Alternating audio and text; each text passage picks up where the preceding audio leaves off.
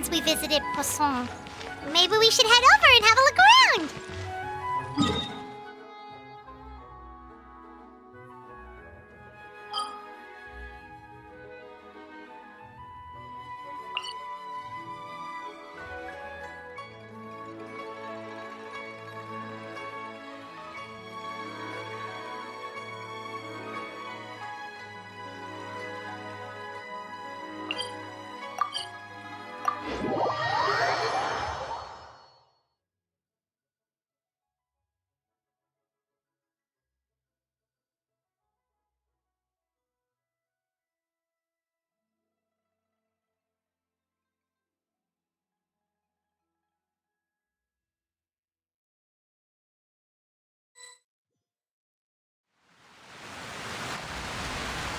Hey, Traveler. Paimon.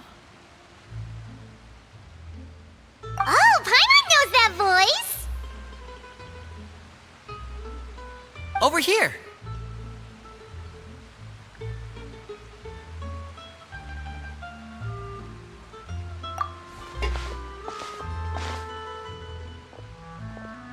To borrow one of the more popular turns of phrase at the moment, this appears to be quite the fated reunion. Running into you two out of the blue like this has really made my day. I certainly wasn't expecting it. You can say that again. What brings you to Poisson? Wait, Paimon's got it! You must be here for one of your magic shows, right? Actually, we've run into a bit of trouble on the home front, so Father arranged for us to stay in Poisson for the time being. Oh, are Lynette and Fremine here too? Yep, along with most of the other members of the House of the Hearth. You may have noticed Poisson seems a bit more crowded than usual. So you're saying nearly the entire organization has moved to Poisson? Sounds like you've run into way more than just a bit of trouble. What's really going on? Well... Since the two of you are so curious, perhaps I can fill in the gaps. You scared Paimon half to death! Father, you're here. You know... on second thought, maybe we don't need to know? It's all probably super confidential House of the Hearth stuff, right? We totally weren't trying to pry or anything. No need to be nervous. I could sense your genuine concern from your conversation just now. Of course, I can also understand your confusion. Sending so many Fatui here to Poisson, it's only natural that some might suspect an ulterior motive to be involved.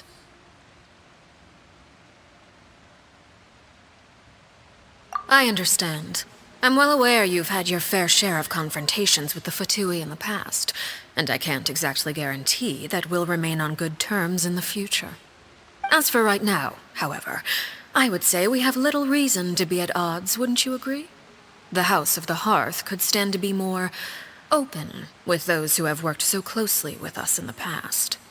As for the issue at hand, well, it hardly relates to any ulterior motive. To be frank, it all stems from a certain rumor circulating around the House of the Hearth. It's an internal matter. What sort of rumor? A rumor that a certain phantom child is hiding away in the House of the Hearth.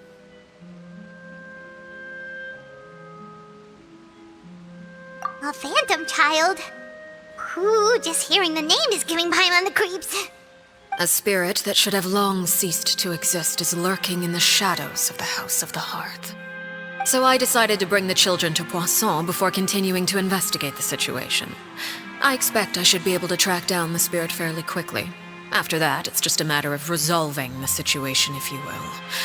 It shouldn't be much trouble at all. If you're curious, or if you still have some concerns, it might be advisable to stick around for a few days. I'm sure the children would be exceedingly pleased to welcome some visitors. Lenny, I'll leave you to entertain our guests. I have some matters to attend to. Of course, Father.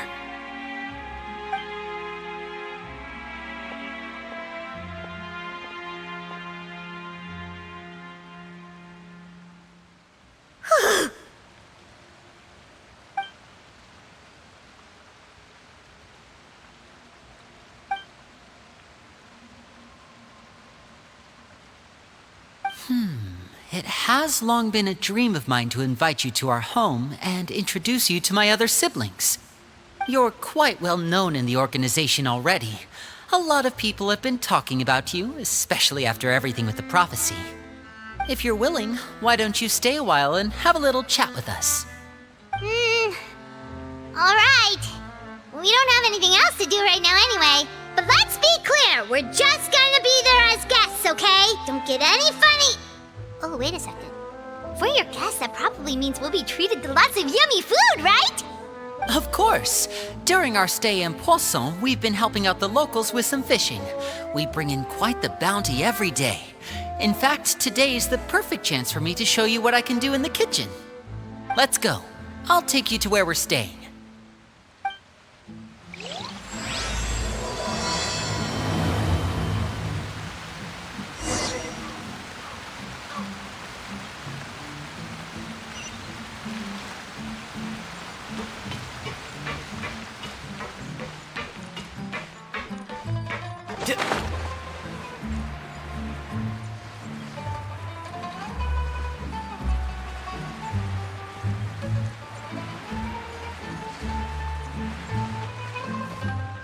We rented this house from one of the locals to use as a temporary base.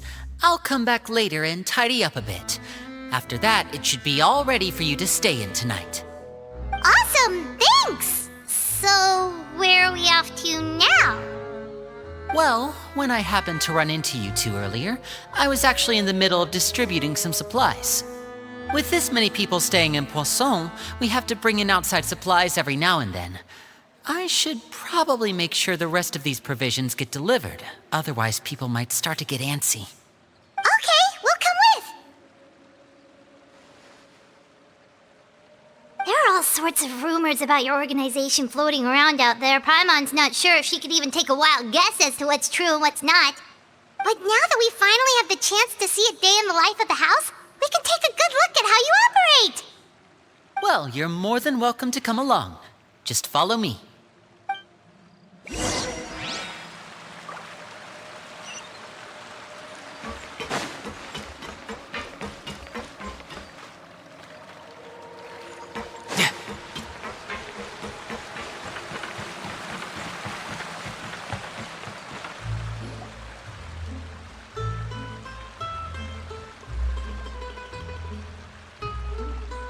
Linny, you're finally here.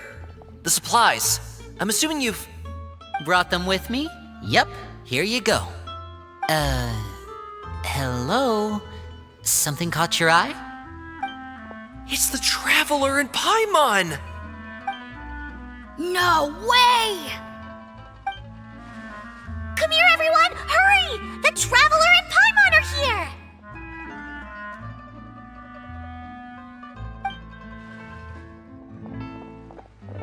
One at a time, please. Don't crowd around them all at once. We don't want to scare off our guests now, do we? Oh, it's all right!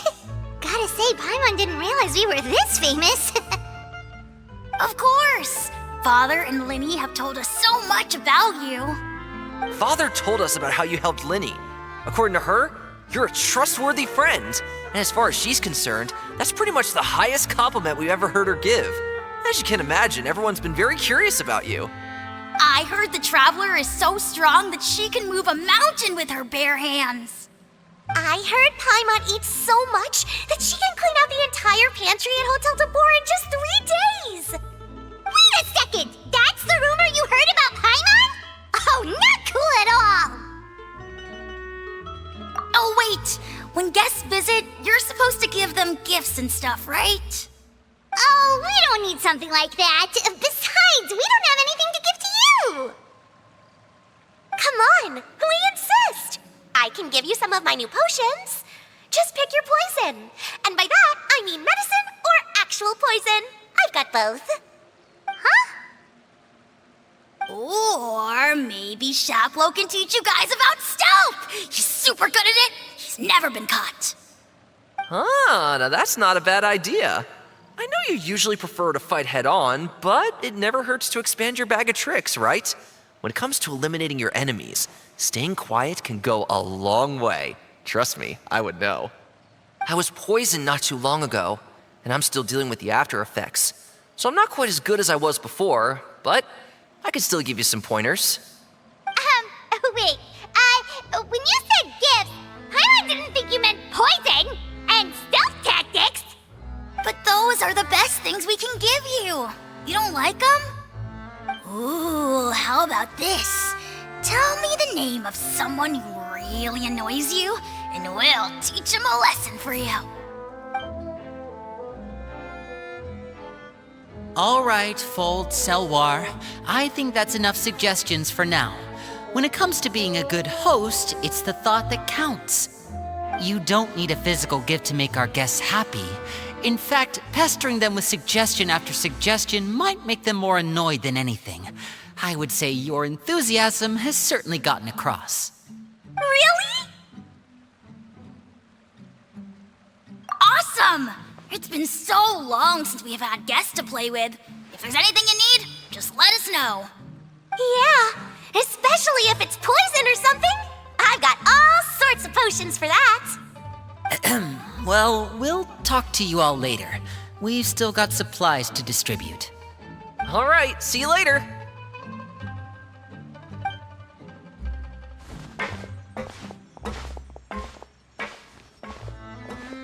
Bye!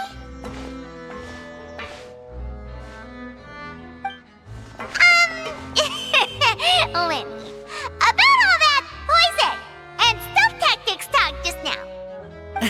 Scared you, did it? That kind of talk comes with being part of the House of the Hearth. When Foltz was really young, he strangled all of his family pets, just out of curiosity.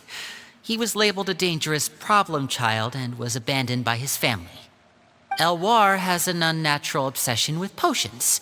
Father has forbidden her from trying all the different concoctions she comes up with, but she still tries to test them in secret.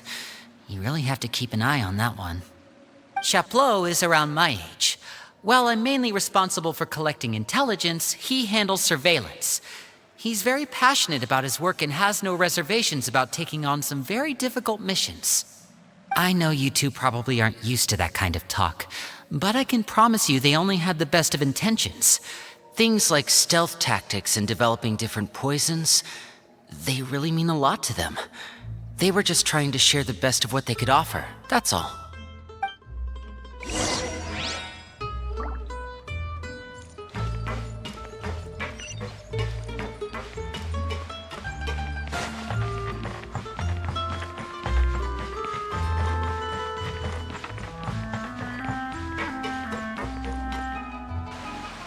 Filial, supplies are here. Thanks. And who are these two? Outsiders? Allow me to introduce you. This is the Traveler and Paimon. Oh, you're the famous duo I've been hearing so much about. It's nice to meet you. I heard you've traveled to all sorts of places. Is that true? Of course! We're making our way all across to that! Oh, good for you. You must be pretty familiar with Fontaine by now, then. Have you seen the new opera that started running recently? I think it's called... The 4,000 Thieves? Oh, this is the first we've heard of it. It seems like it's going to be fantastic. From what I've been able to tell from the posters, anyway. You should definitely check it out if you have the time.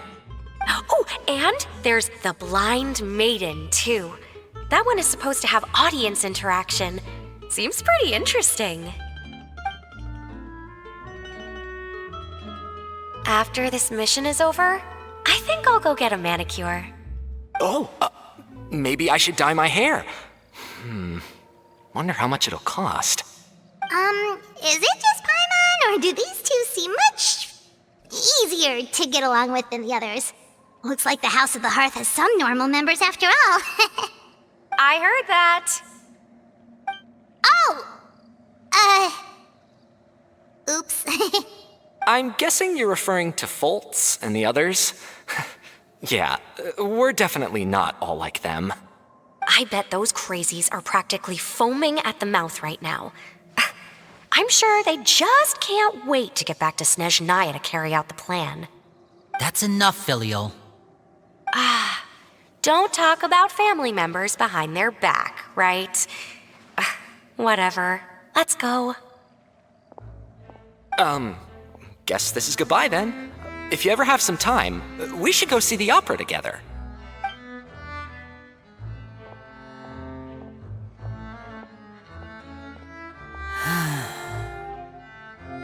Well, that's it for the supplies. We should probably head back as well.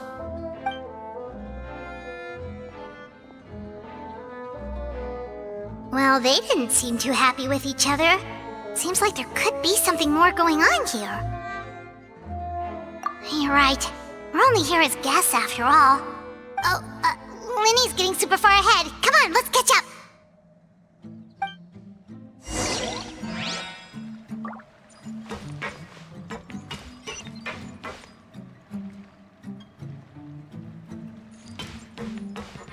Looks like there's more trouble in store next month, too. When will it end? Hey, just focus on the positives. At least our time in Poisson has been pretty relaxing. Don't you think?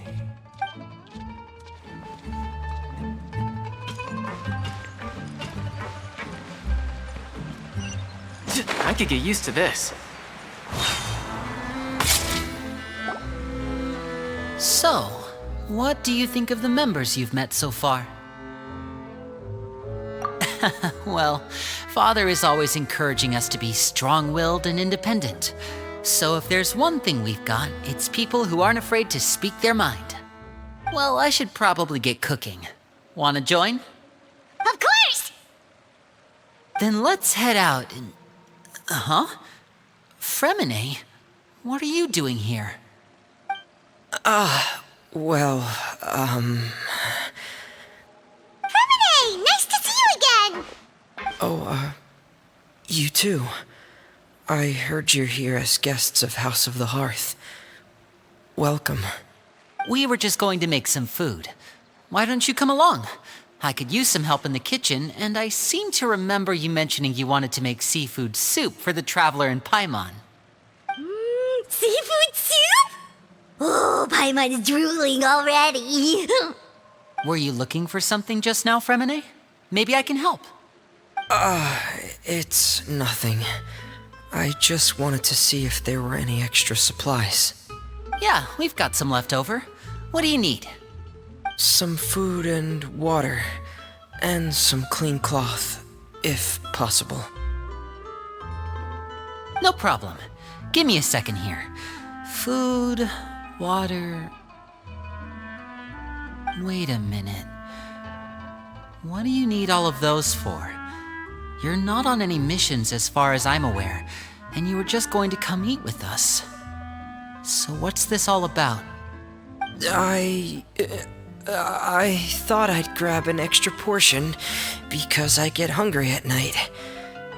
Could be because I'm growing, you know, and... Fremine, you remember what I told you? You're not like me. Your lying skills still need some work. Tell me what's going on. Is it really bad enough that you have to keep it from your own brother? Maybe it'll be better if we gave them some space.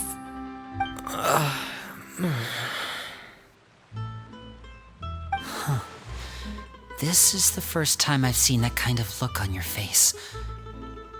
Whatever happened, does it have something to do with Father? Yes. Just follow me.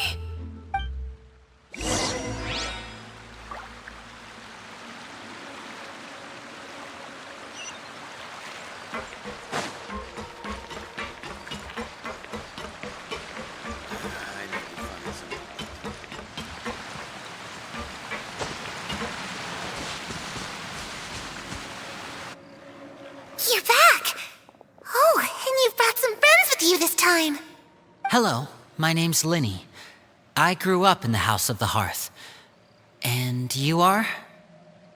Hi, Linny. I'm also a child of the House of the Hearth, just like you. You can call me Clairvy. Clairvy? It's nice to meet you. Does that name ring any bells, Lenny? No, not at all. That's not a name we have on our roster, I'm sure of it. What I'm not sure of, though, is how she managed to sneak in. She must be the phantom child Father's been searching for. From the looks of it, I'm guessing you were the one that found her, Fremine. You, haven't told Father, have you? No, I haven't told anyone. I've just been keeping her hidden. For how long? About half a month now. So ever since we got to Poisson, then. Do you have any idea what you're doing? I know what I'm doing. Really? 'Cause from where I'm standing, it looks like you're hiding the very person Father has been trying to find. If Father finds out about this, everyone involved is going to be punished. You know the rules of the house, Fremine. I know you do. Father doesn't tolerate any form of betrayal. So why are you doing this? I've thought it through. And I just can't hand her over like that. Linny, don't you remember last year? Sheplo nearly died after getting poisoned during that one mission. He wasn't able to get back before the poison started taking effect, and not a single person was there to help him. That night, while I was sleeping, I heard a voice telling me to go save him. I opened my eyes, but I couldn't find the source of the voice. I thought maybe I was just hearing things, but I went to look for him anyway. Luckily, I got there with enough time to save his life. That feeling of being haunted, of hearing voices, it's happened many times in the House of the Hearth. I'm sure you've noticed. So what you're saying is, that was her? She was the one who spoke to you that night? Unless there are other spirits roaming around the House of the Hearth, I don't think there's any other possibility. If Clairvy were our enemy, it wouldn't matter whether she was a spirit or an actual child. I would have acted without a second thought, because that's what Father ordered us to do. But she's been living with us, helping us from the shadows all this time. I think that makes her family. I couldn't just hand her over to be dealt with. Not when there's so much we still don't know. So what's your plan then? You can't keep her here forever.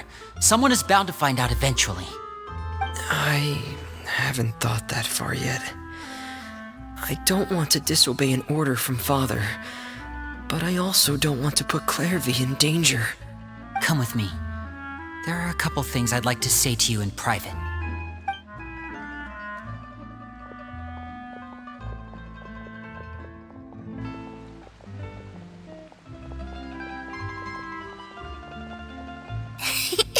Those two sure care a lot about each other. Well, they got a funny way of showing it. From where Paimon was floating, it sure seemed like they were about to bite each other's heads off. No way! They have a really deep bond. I could tell right away, because I also have a friend like that. I just don't know how long that kind of bond can last. The darkness in the house runs deeper than you can imagine. No one can get out alive. I'm sorry, Linny. I really didn't mean to drag anyone else into this. Oh really? You didn't mean to? 'Cause I for one wish you did. Huh? What do you mean? You know, when we were younger, you didn't call me Linny. You called me brother, just like Lynette. We grew up together, the three of us. We were all orphans, all rescued by Father. Of all the siblings in the House of the Hearth, I think our bond was the closest. Later on, when you started calling me Linny, I wasn't actually surprised. After all, Lynette and I are related by blood. We've had to depend on each other to survive long before we joined the house. Linny, The darkest and most difficult moments of my life happened before you and I had ever met. I'm sure that's true for you as well. Even so, Fremine, we've stood by each other for all these years now, and to me, that means more than blood. You and Lynette are the most important people in my life. No one can replace you. So I won't let you face anything alone. Not if I can help it. Oh, looks like things are getting kinda heated between Linny and Fremine. Maybe we should go check on them. Oh, it's raining. I should put my clothes on.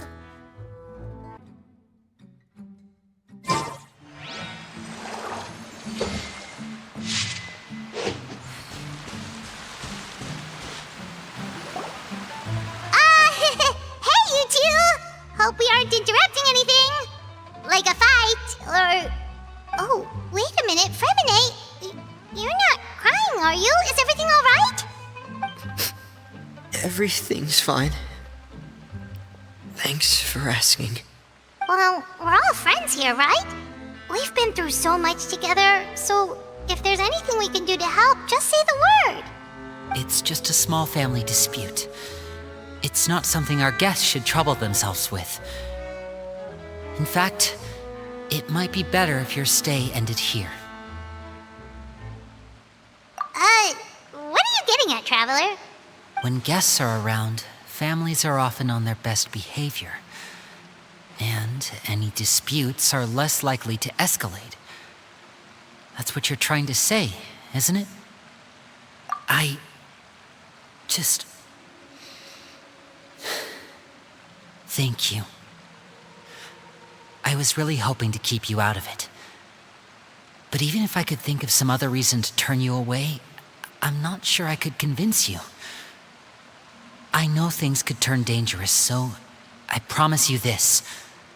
From now on, I'll protect you like my life depends on it. Me too. Well, back to the matter at hand then.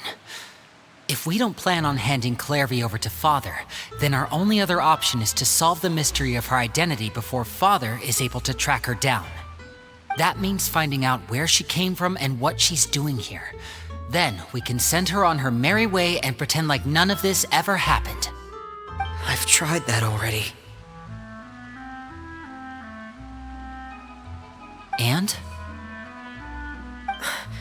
And... nothing. I tried taking her somewhere really far away, but... after some time, she just reappeared. She even came with us all the way to Poisson. It seems like wherever the house is, she follows. I don't know much about spirits. Do you two have any ideas? Let's see here. Paimon remembers hearing something like, if you fulfill a spirit's last wish before they die, they'll let go of whatever's keeping them here and return to the ley lines. Oh, it's just that Paimon doesn't really remember where she heard that, so it's not guaranteed to work or anything. Well, sounds like it's worth a shot. Guess that means we should go ask her about her wish. But first, Fremine, I need you to promise me something. What is it? I need you to promise me that this will stay between the two of us. We're the masterminds behind this whole thing. No one else gets involved. Can you do that for me? Of course. I promise. All right. Then let's seal the promise just like when we were kids. Fist bump on 3. Ready? 1, 2, 3. I swear.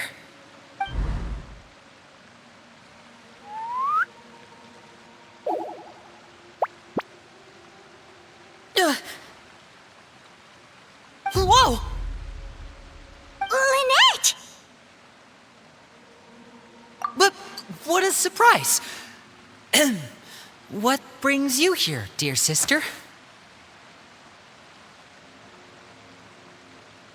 And, when exactly did you get here?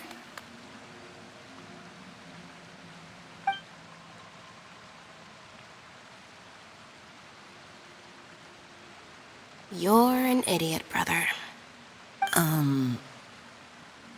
And you too, Fremine.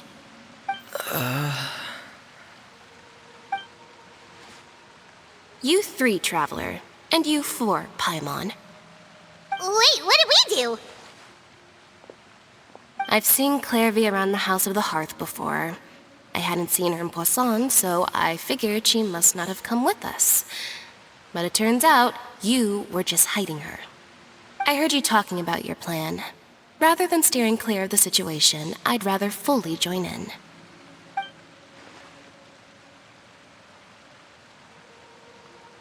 If you don't agree, I'll have no choice but to report everything back to Father. Simple as that. You're not giving us much wiggle room here, Lynette. Well, I guess we're all in this together then.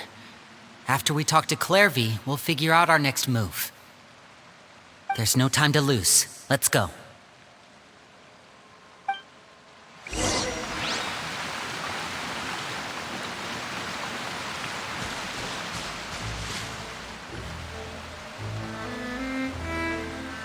I'm full.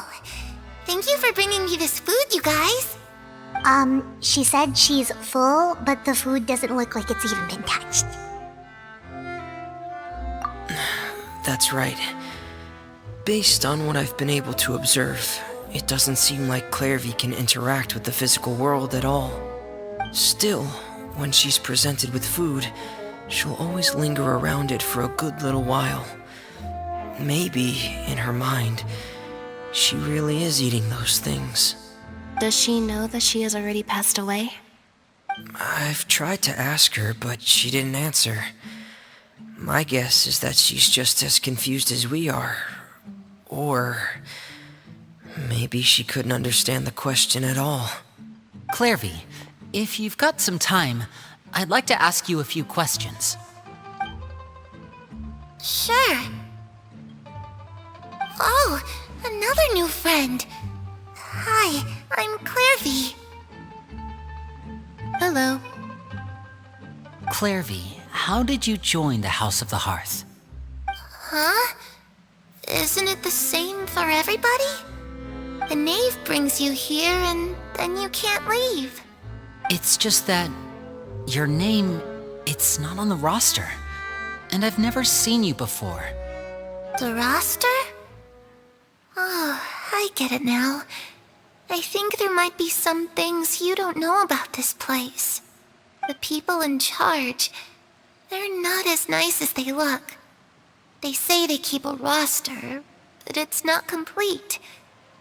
There are a lot of people who aren't on it, and never will be. In this house, some people are family, and other people are just test subjects. Those kinds of people aren't ever going to get a place on the roster, unless it's the roster of people who've been executed. Wait, does that mean the knave... She... Is there anyone that can vouch for you? Perry. She's my best friend. She's the only one I trust in this place.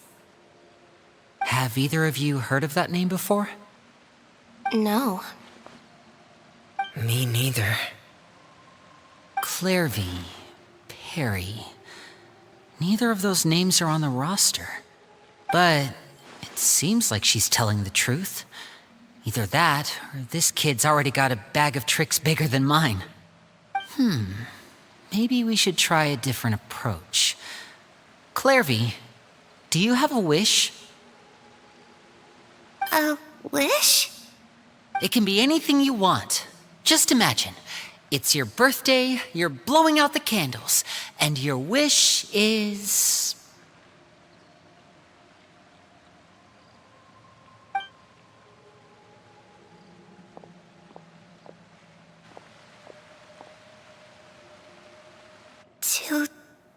To go outside, where the sun can find me. That's it? Well, that sounds easy enough. The darkness in the house runs deeper than you can imagine. No one can get out alive.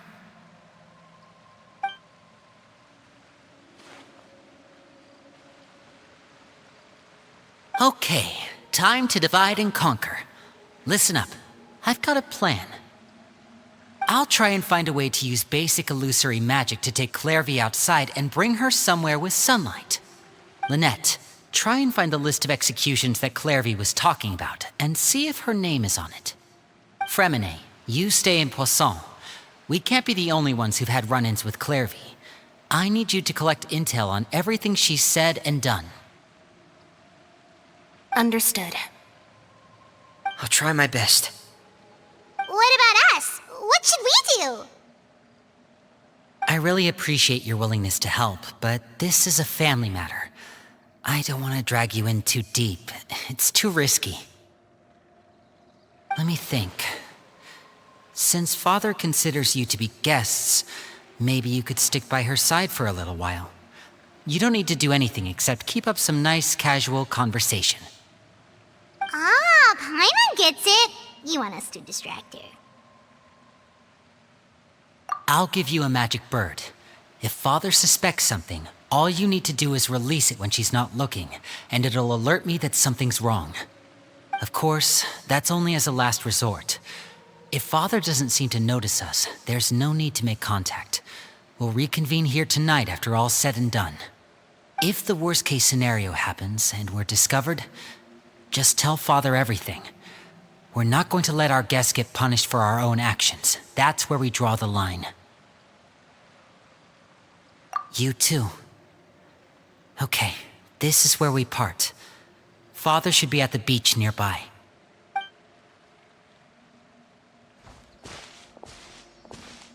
I really hope this goes well. No, it has to go well. That's the only way this can get resolved.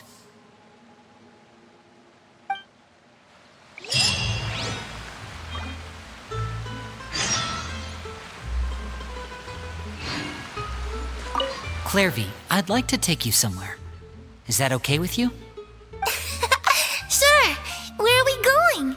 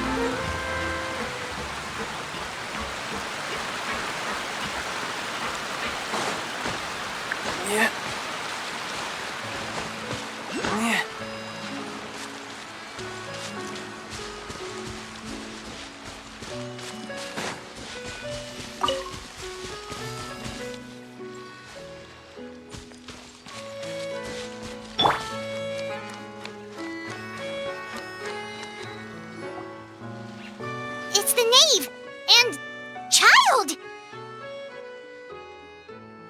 Hey, aren't you supposed to be in Snezhnaya recuperating? What are you still doing in Fontaine? Oh, it's you two. I didn't expect to run into you here. I was unconscious for quite a while after the fight in the Primordial Sea. After I woke up, I realized I was being taken back to Snezhnaya, and well, I couldn't have that now, could I? Not when I've still got unfinished business here in Fontaine. So, I mustered up all my strength and made the journey back on my own. What sort of unfinished business are we talking here? It has to do with Skirk, my master. I really wanted to meet up with her, but by the time I got back, she had already left. I still have so many questions for her. Without any other leads, all I could do was ask the knave to help me track her down. She must have left behind some traces from her time in Fontaine. Oh, okay, so have you found any clues? Unfortunately, no. While the House of the Hearth is adept at collecting all manner of intelligence, certain existences can still manage to escape our purview. Basically, unless Master feels there's a need to meet with me, she's not going to be found. But that problem has an easy fix. I just need to become stronger, and then... Paimon, focus on getting better first. The worst of it is over. It's all thanks to that one kid from the House of the Hearth. Elwar, I think her name was. She gave me a bunch of random potions to drink. They didn't go down easy, let me tell you. Pain and chills all over. But they really did help speed up my recovery. And that's good, because it looks like I really do have to head back this time. The old man's been putting the pressure on me. He sent someone to tell me I'm needed for some sort of project. Project Stuja? Yeah, that's the one. I heard Regrader's involved too. I'm not looking forward to having to listen to all his monologuing, that's for sure. Hey, maybe you could think of a way for me to stay in Fontaine for a little longer. Helping Linny and the others brush up on their fighting skills would be far more interesting. If you and I could spar, that would be even better. I've been waiting for a chance to see you go all out. And what a sweet little daydream that is. But I also have a role to play in all this. I'll be leaving Fontaine shortly as well. Besides, considering how little they see fit to step outside the homeland, being called on to return to Snezhnaya by such illustrious dignitaries, what a great honor. Wouldn't you agree? One I could do without, I'd say. Is it just Paimon? Or does it kind of seem like they're... So, dear guests of the House of the Hearth, to what do I owe the visit? Well, we just... Right! We're super close to Linny and the others, but we still don't know much about you! Is that so? Introductions have already been made, have they not? Oh, well, you see, there's only so much you can learn about someone from a short introduction. At least tell us something a little extra, like, why do you call yourself father? Good question. I'd also like to know. The fact that you have to ask tells me our intelligence work has been quite successful. Telling you the answer to that question would only serve to undermine that success. And we can't have that, now can we? Spoken like a true diplomat. That was some expert sidestepping right there. Well, if there's nothing else, I think I'll take my leave. I still have a small matter to resolve at home. Wait, don't go!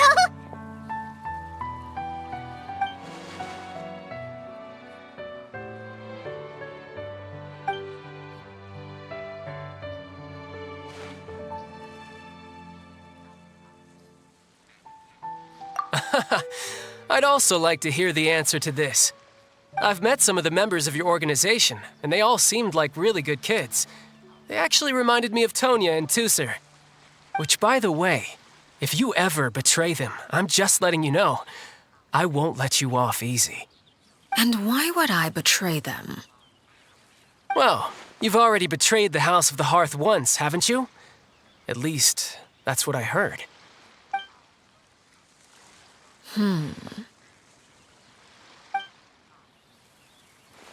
Okay, I admit. That's just what the old man told me. The rooster, I mean.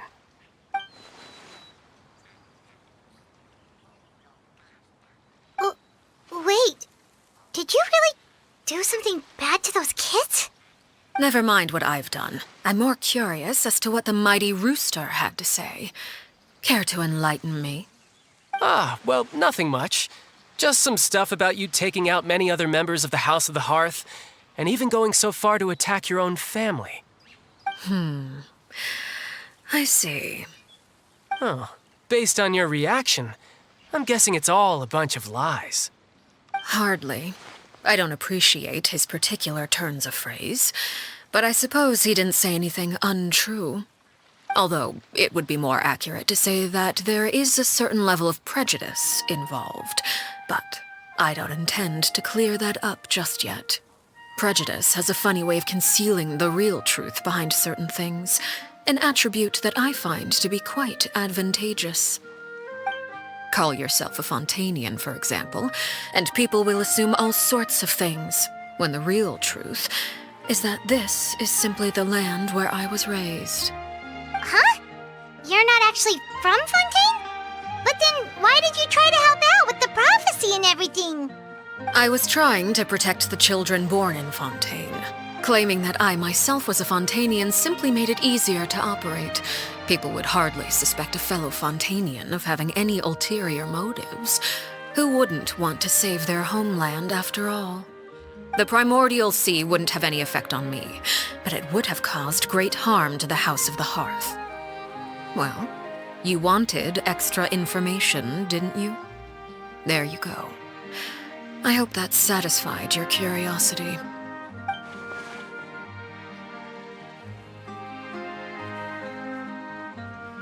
So, you stayed in Fontaine for the kids.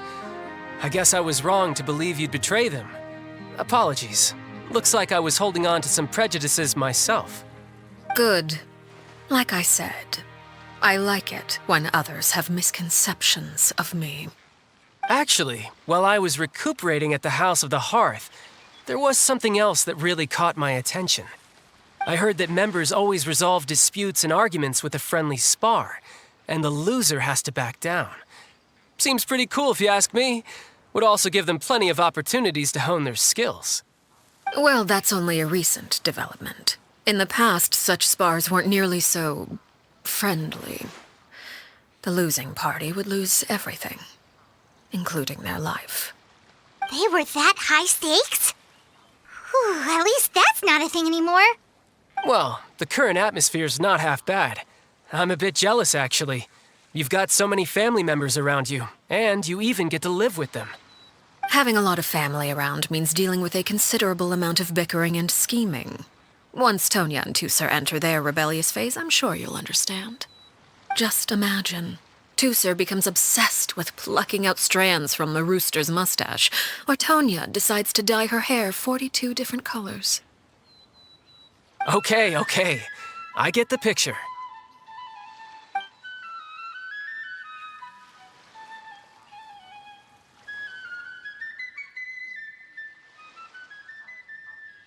Well, would you look at the time? I should probably get going. Traveler, Paimon, I'm not sure where our paths will cross next, but the next time we run into each other, we should definitely try and find some time to spar. Again, maybe this is a conversation we can have when you look less like you're gonna keel over. All right. Well, thanks for everything, Arlecchino. No thanks necessary.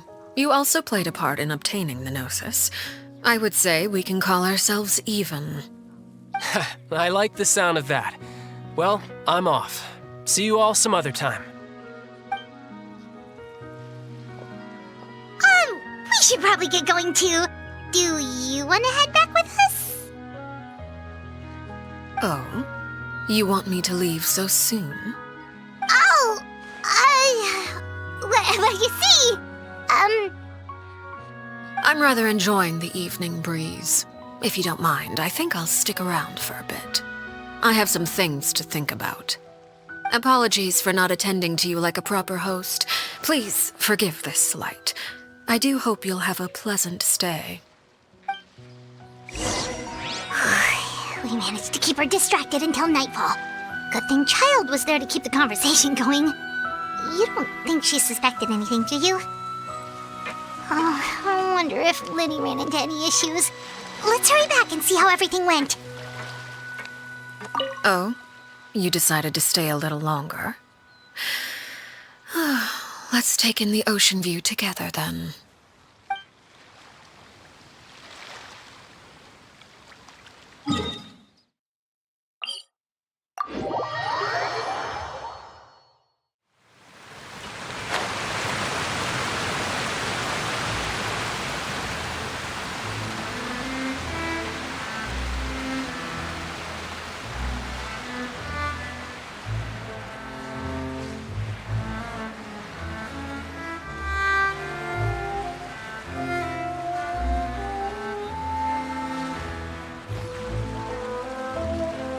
Liddy, how did everything go? Well, long story short, we ran into a small issue. Clairvy can't go into the sunlight.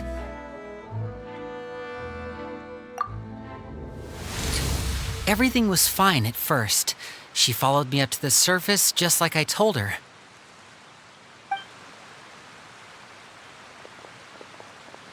But as I led her out of the shadows and into the sunlight, she vanished. I turned around and there she was, standing at the edge of the shadows, silently watching me. Huh. Maybe she's afraid of sunlight, or... No, it wouldn't be her wish if that were the case.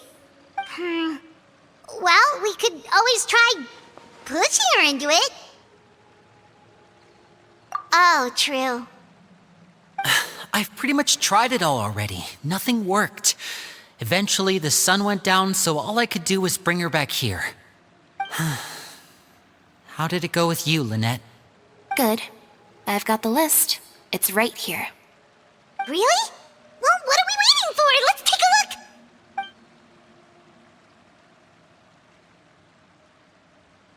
Oh, that's a lot of pages. Oh, it's gonna take forever to get through it all. We can each take a section. Here. La Pouillade, l'endroit, Chambel, horaire.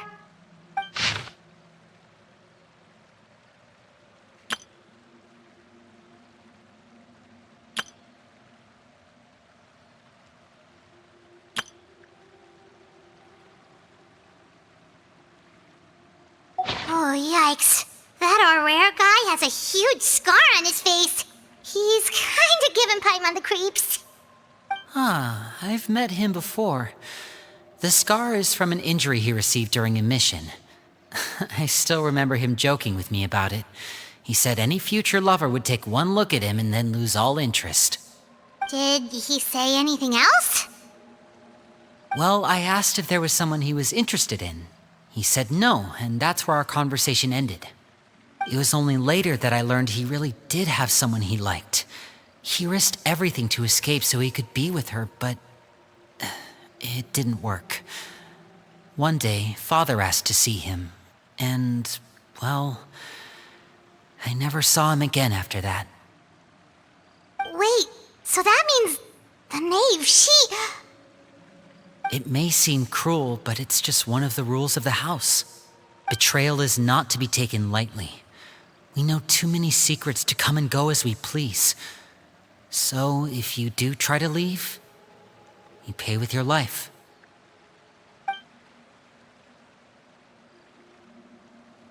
Her name's not here, huh?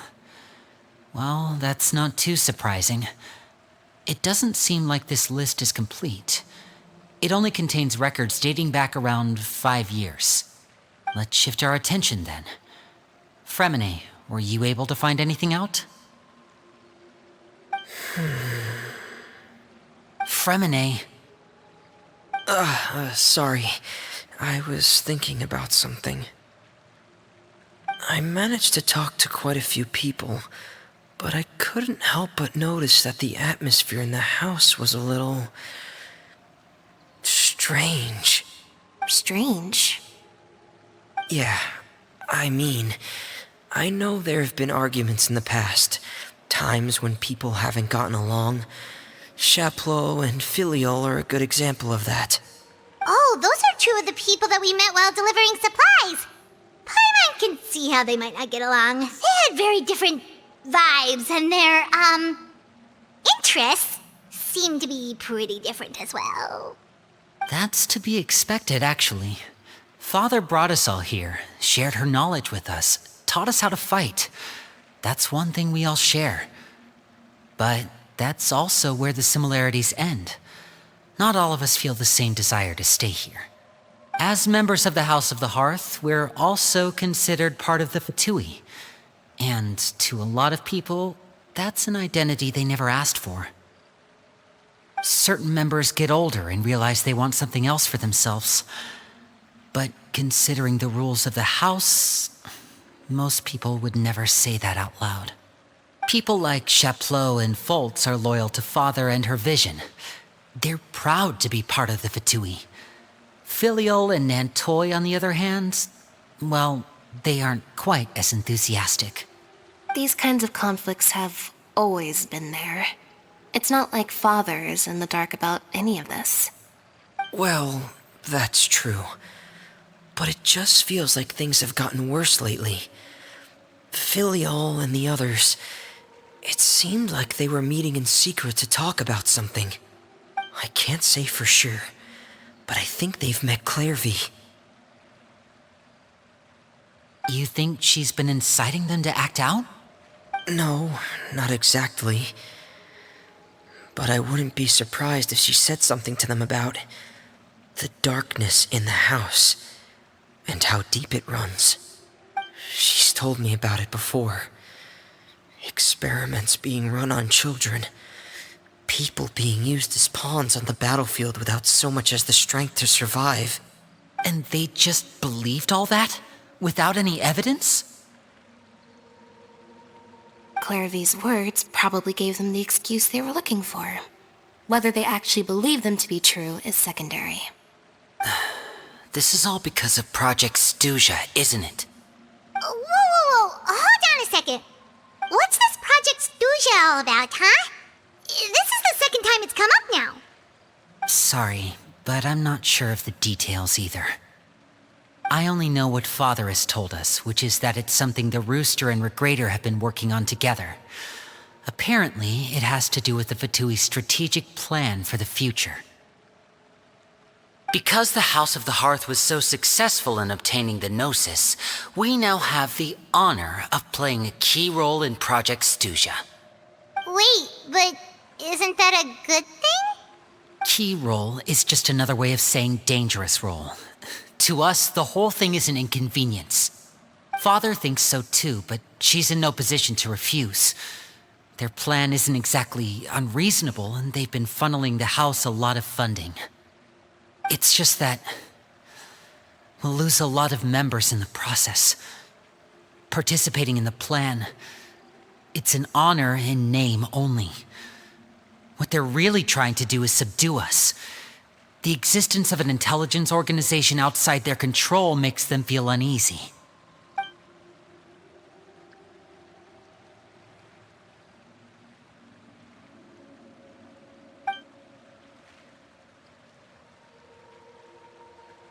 Okay, super complicated top secret Fatui business aside, what does all of this have to do with the conflicts you were talking about earlier?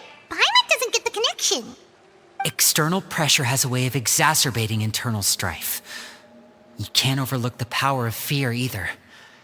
People are afraid of dying, and that fear is often the impetus for a lot of stupid decisions. I thought resolving the Clairvy situation would make everything go back to normal, but it looks like things are more complicated than I thought. If we leave Filial and the others to their own devices, sooner or later, Father will be forced to take action. We can only focus on one situation at a time, brother. You're right. Even if we confront Filial and the others, it won't do any good. It might even make matters worse. We should focus on Clairvy for now. Well, it's getting late. We should head back and get some rest. We'll try again first thing tomorrow. Lynette, you stick with me this time. Fremine, keep a close eye on Filial and the others. Make sure they don't do anything they'll regret. Good work today, everyone. Have a good night, and I'll see you tomorrow.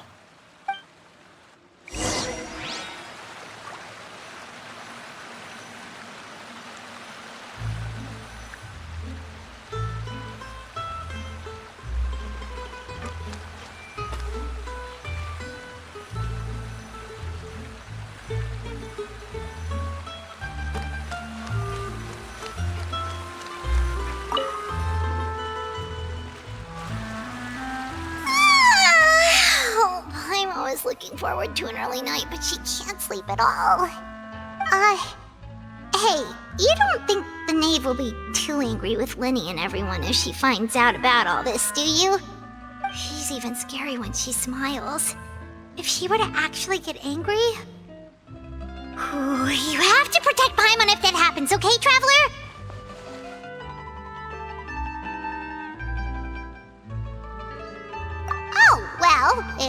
case, we should just plan on running away. We'll grab Linny and the others and we can make a break for it as fast as we can. Look! Look over there! Quick! Let's catch up with her before anyone sees!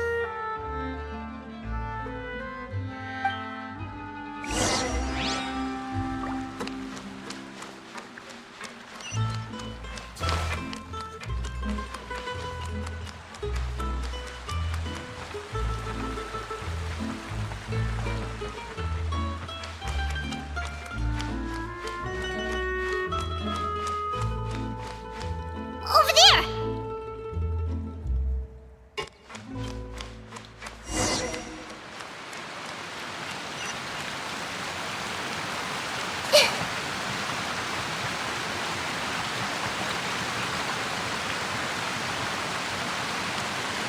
Oh, where is she going? Oh, if someone sees her, we're toast!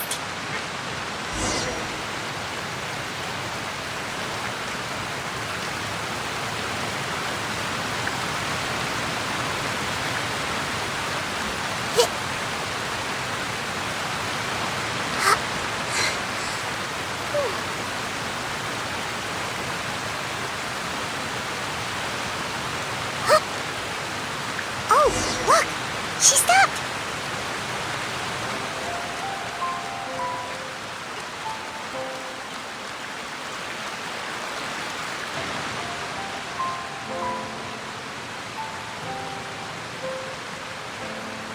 Clearvy! Shh! I opened the window while no one was looking. Look how pretty the outside is. If only I could have more than this. You probably think I'm being silly, huh? All this hopeless resisting. It's better to dream of what I could have than try to make it a reality, right? Please, help us get on the same page here, Clary. We need you to tell us what you know. Can you do that? Sure. Although, after you hear all this, I think you might regret that decision. Everyone in this family is nothing more than a tool, something to be used and exploited. We're all expendable, including me. As long as you're useful, you get to stick around. Lose your value, and you're handed over to the doctor, experimented on, and given a fate worse than death. I've seen it happen again and again, and I've had enough. You're saying the knave did all that? It's just, that doesn't seem like something she would do. She's scary and all, but it seems like even she has lines she wouldn't cross. I knew you wouldn't believe me. Everyone thinks she's a good person. They all think of her like a real mother. Mother? But she doesn't deserve that title. She's disgraced it and tarnished it. And if I had things my way, I'd never see her again. If only Perry were here, she'd understand. Perry? There's that name again. Also, Paimon's getting a strange feeling. It almost feels like she's not really here with us. Paimon can't tell if she's actually talking to us or if she's mistaken us for someone else. Well, in any case, it seems like she really needs someone to talk to. We should keep her company for a little longer. She looks so young. But it seems like she's been through a lot. It's getting windy. I should close the window. Ooh, look at the moon. Isn't it pretty? Hey, wanna hear a secret? I heard that if you look up at the night sky in Snezhnaya, you can see the aurora. It's supposed to be super pretty. Even prettier than the moon tonight. Perry and I promised each other that once we're older, we're gonna go see it together. But I can't find her. I'm worried she's also been... No, that wouldn't happen to her. She's special. Mother likes her a lot. should really go talk to Mother, but we just fought. She doesn't want to see me, and I'm too scared to face her. What should I do?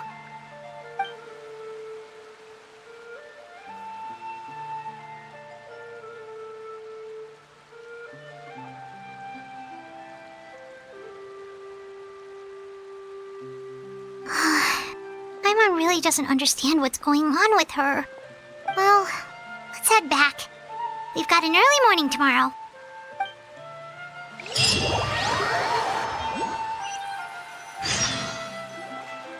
All right, looks like we're all here.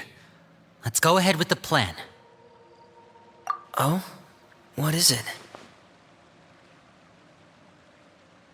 What makes you ask that? Well, we kinda ran into Clairvy last night, and that's what she told us.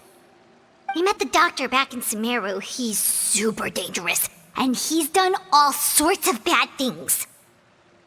It's possible that Father and the Doctor have had certain dealings, but I don't think Father would work with him. We're not really on the same side, so there's not a lot of trust between them. That doesn't exactly set the stage for a successful partnership. I did hear, though, that when Father first became a Harbinger, the Doctor offered to work with the House of the Hearth. Father rejected most of his proposals, except for one. It had to do with some sort of secret experiment. Secret experiment? Could that be what Clairvy was talking about? I don't think so. I don't know any details about the experiment itself, but I do know it's an entirely independent operation. The Doctor only proposed a direction for the research. That was the extent of his involvement. I still don't think that counts as working together. The details of the experiment are confidential, but complete records are kept on all participants. That doesn't seem to be the case with the situation Clairvy referred to. I know you don't agree with some of the Fatui's methods, and I'm not asking you to. But I am asking you to trust us on this. The House of the Hearth has its own principles. There are certain lines we're not willing to cross. Alright, that's good to hear at least. Clairvy seems to think the Knave and the Doctor worked together to do something horrible. If that turned out to be true, Paimon doesn't know how we would even face you guys. It's just that it doesn't seem like Clairvy is lying either. The easiest thing to do would be just ask the Knave directly, but Paimon doesn't think she'd tell us. Father didn't come back last night. She's probably still near the shore. We'll be counting on you to distract her. Lynette, you're with me. Fremine, you know what to do. Be on your guard, everyone. All right, let's get to it.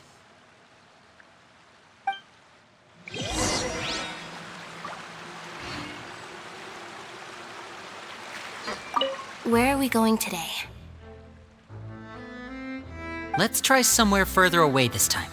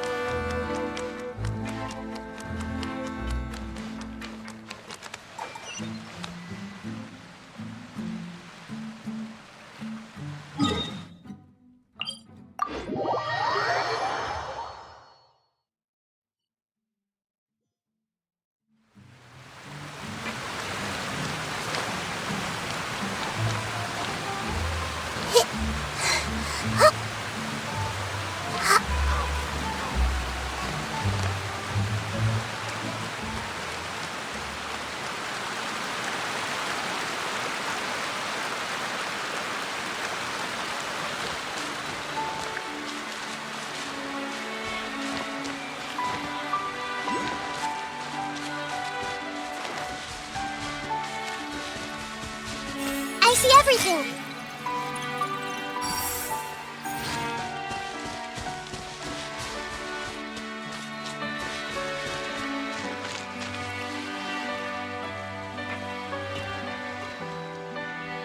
Ah, it's you two again. I must say, you look a bit pale. Did you have trouble sleeping last night? A little. Perhaps if you had less on your mind, you'd be able to absolve yourself of such troubles.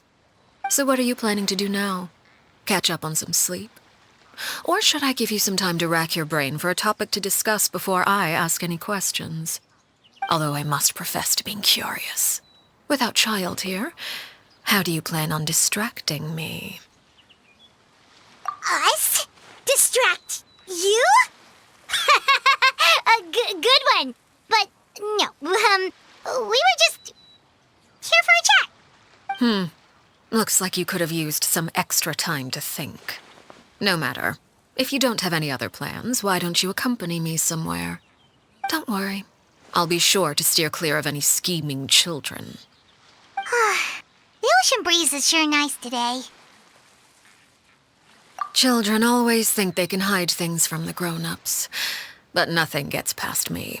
Least of all a little scheming. I think I'll let them have at it for a little longer. I can be very patient. Well, I'll leave you to think things over. If you're so inclined, meet me outside the Palais Mermonia.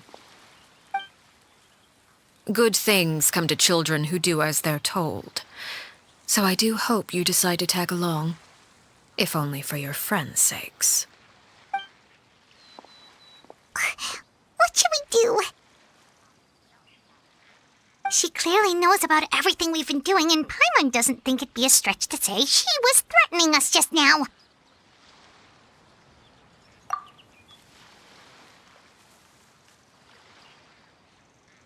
Oh, good idea.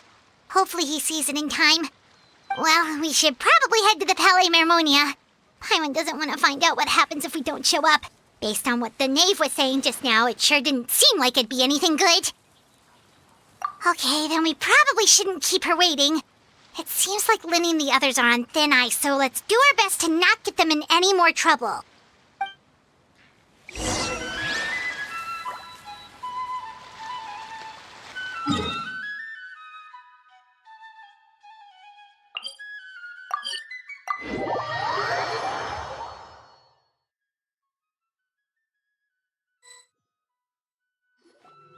Seeing as we still have some time before my meeting, we might as well enjoy some pleasant conversation while we wait. I'm glad to see you get along with my children. Being surrounded by good companions is necessary for a child's development. You're not planning on doing anything to them, are you? I assume you're referring to Linny, Lynette, and Fremine. Although, there's that situation with Filial and Nentoy as well. It appears quite a few people have been acting out lately. No matter. I'm not one to discriminate. All those who betray the house meet the same fate. There are no exceptions. Does that mean you're going to kill them? Oh, are you here to beg for their lives? I'm sorry to disappoint, but the rules of the house change for no one. In my organization, everyone is responsible for their own actions. But don't you care about them at all? They really respect you. They even call you father. You must feel something for them. Any organization in which feelings come before principles is one destined for ruin. The House of the Hearth is hardly an exception. You could say our principles are more stringent than most. Perhaps I can offer you this consolation at least. As our guests, you two will not be held accountable along with them. I would imagine Linny, Lynette, and Fremine will be able to keep their lives. As for Filial, Nentoy, and the others, I'm afraid there's little I can do. They can try to escape, but once you know our secrets, there's no getting out alive. But that's awful.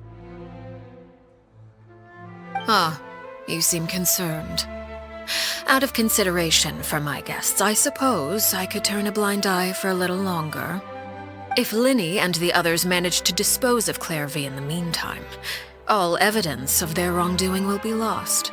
In that case, I could hardly punish them for something I couldn't prove. If their efforts are unsuccessful, on the other hand, all will be held accountable, and the punishment will be severe.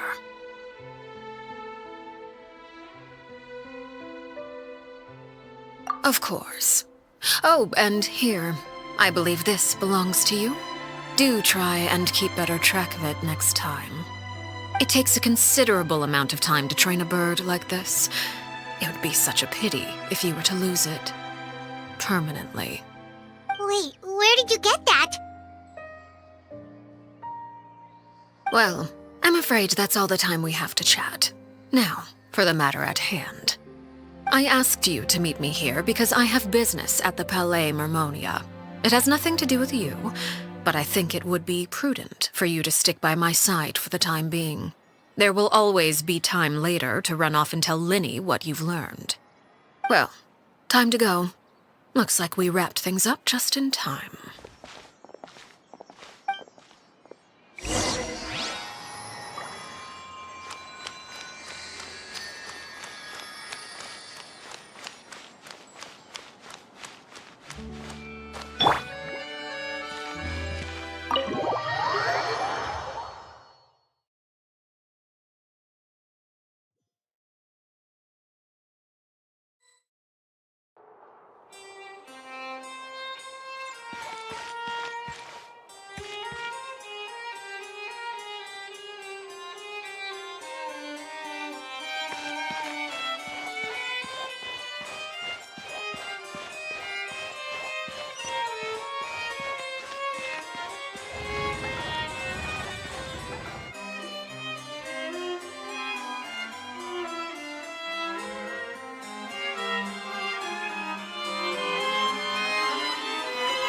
It's been a while, Monsieur Neuvillette. I must say, I wasn't expecting my meeting request to be approved quite so quickly. The Palais Mermonia operates with an efficiency worthy of admiration. It is only right that an esteemed diplomat such as yourself should be afforded the proper level of respect. Although, if I may speak plainly, I must confess that I did not anticipate we would have the occasion to meet again after presenting you with the Gnosis. I see you've brought the Traveler and Paimon with you as well. If I may inquire as to the purpose of your visit. I'll be departing Fontaine shortly. There is, however, an outstanding matter that I would like to see resolved before I go. It requires a rather lengthy explanation, I'm afraid. So I took the liberty of explaining everything in this proposal. Please review it at your leisure, Monsieur Neuvillette.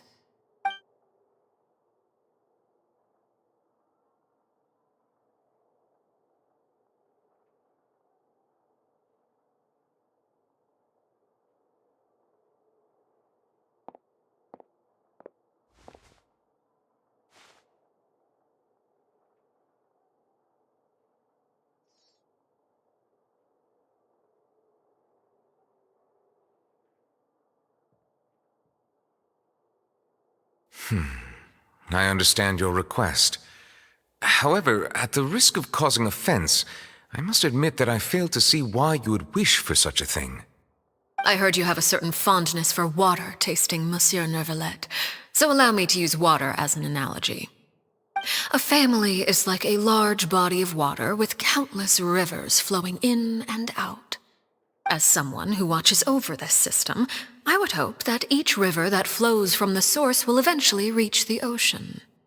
Of course, objectively speaking, I know this is impossible. Most of the rivers will dry up along the way, disappearing into the ground and leaving nothing but a barren riverbed behind. Not all rivers are destined to reach the ocean, but I would not see their existence rendered meaningless. I believe the water that flows within them is simply meant for a different destination, like a field in need of irrigation. Or perhaps the glass of a certain water-tasting enthusiast. Did you get any of that, Traveler? Your words paint an optimistic picture indeed. Allow me to remind you, however, few among us are willing to sip from a glass filled with tainted water. It may have been tainted at one point in time, but not to worry. I'll make sure it's strained of all impurities and returned to its cleanest form.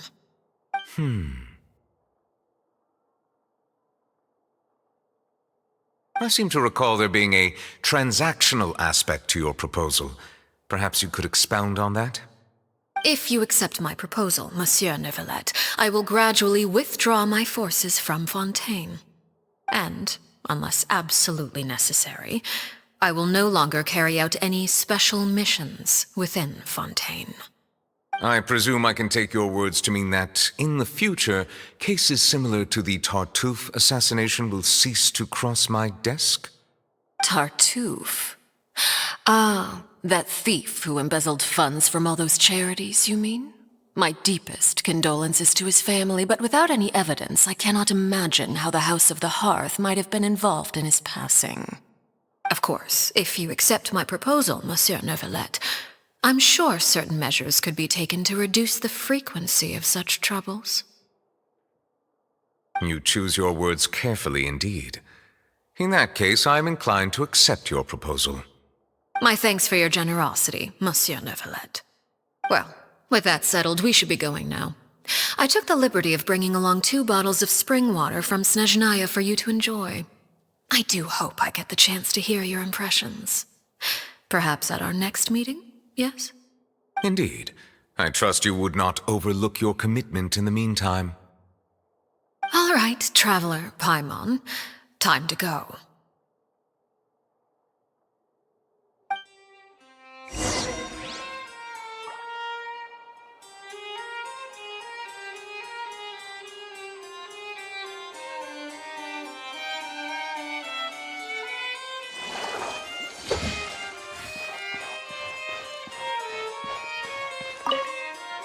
I believe I've told you before that my emotions easily resonate with those of others. Yet in the few meetings I've had with that Harbinger, I haven't been able to sense any aspect of her emotional state. Her mind is like a still body of water. Who knows what darkness lies in its depths, and the lack of ripples on the surface gives nothing away. It's unclear whether this is her natural state of being, or whether it's an incredible strength of will that gives her the ability to master her emotions. Either scenario, however, suggests she is a very dangerous individual. I do not expect an explanation as to why you two are by her side. Whatever your reasoning, I would only advise you to take caution.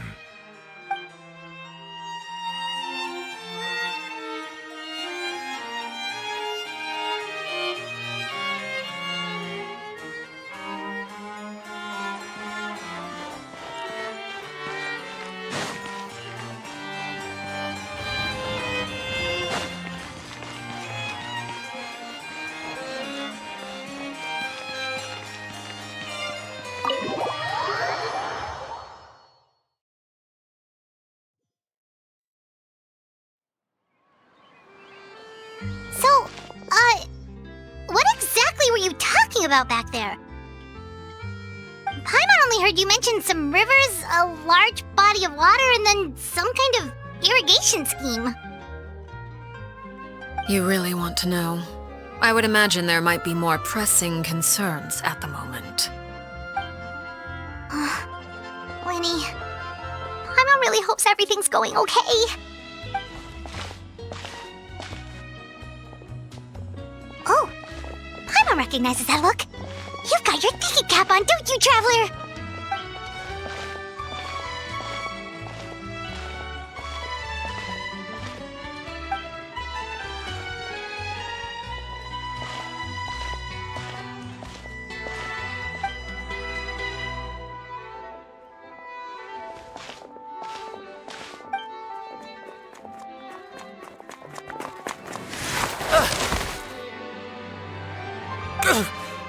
Oh, shoot. Are you alright? Oh, jeez. I'm so sorry. I was so focused on selling these papers, I wasn't looking where I was going. Well, let me make it up to you at least. Here, take this paper. On the house.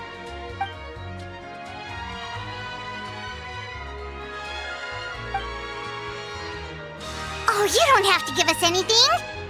Please, I want to. It's not like I'm short on supply. All the extras will be useless come tomorrow anyway. It's my fault, really. I was just trying to bring home some extra mora for the family, but I bit off more than I can chew.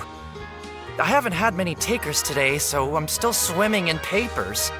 What's going on here? Nothing much. I just ran into your friend here on accident. I should probably get going, actually, so... Hold on. Of course, I'm happy to compensate you with Mora, it's just... I don't have any on me at the moment. I'll take 3 papers. Here, your payment. Oh! Thank you for your patronage. May the Archons bless you with good fortune. If only I had the chance to run into such generous customers every day. I should probably just take on a smaller inventory though, right? I'm getting married soon, so sometimes it's hard to not get ahead of myself. Anyway, I should head out. Goodbye! Well, now that my affairs are settled, we should take the boat back to Poisson. We've even acquired some light reading to enjoy along the way. Actually, why don't we stick around for a little longer? Paimon just realized how hungry she is. She can't head back to Poisson on an empty stomach.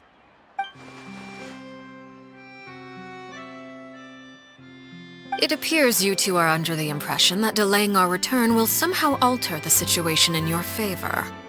I'm sorry to ruin your fantasy, but your efforts are meaningless.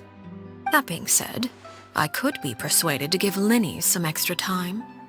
I just have one condition. If you agree to my request, I'll even answer some of your questions. You're quite curious about Clairvy, are you not? And my relationship to her. Wait, why are you being so generous all of a sudden? You're not gonna ask us to do something bad, are you?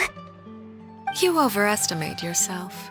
You don't have the talent for bad things. Then what can you possibly...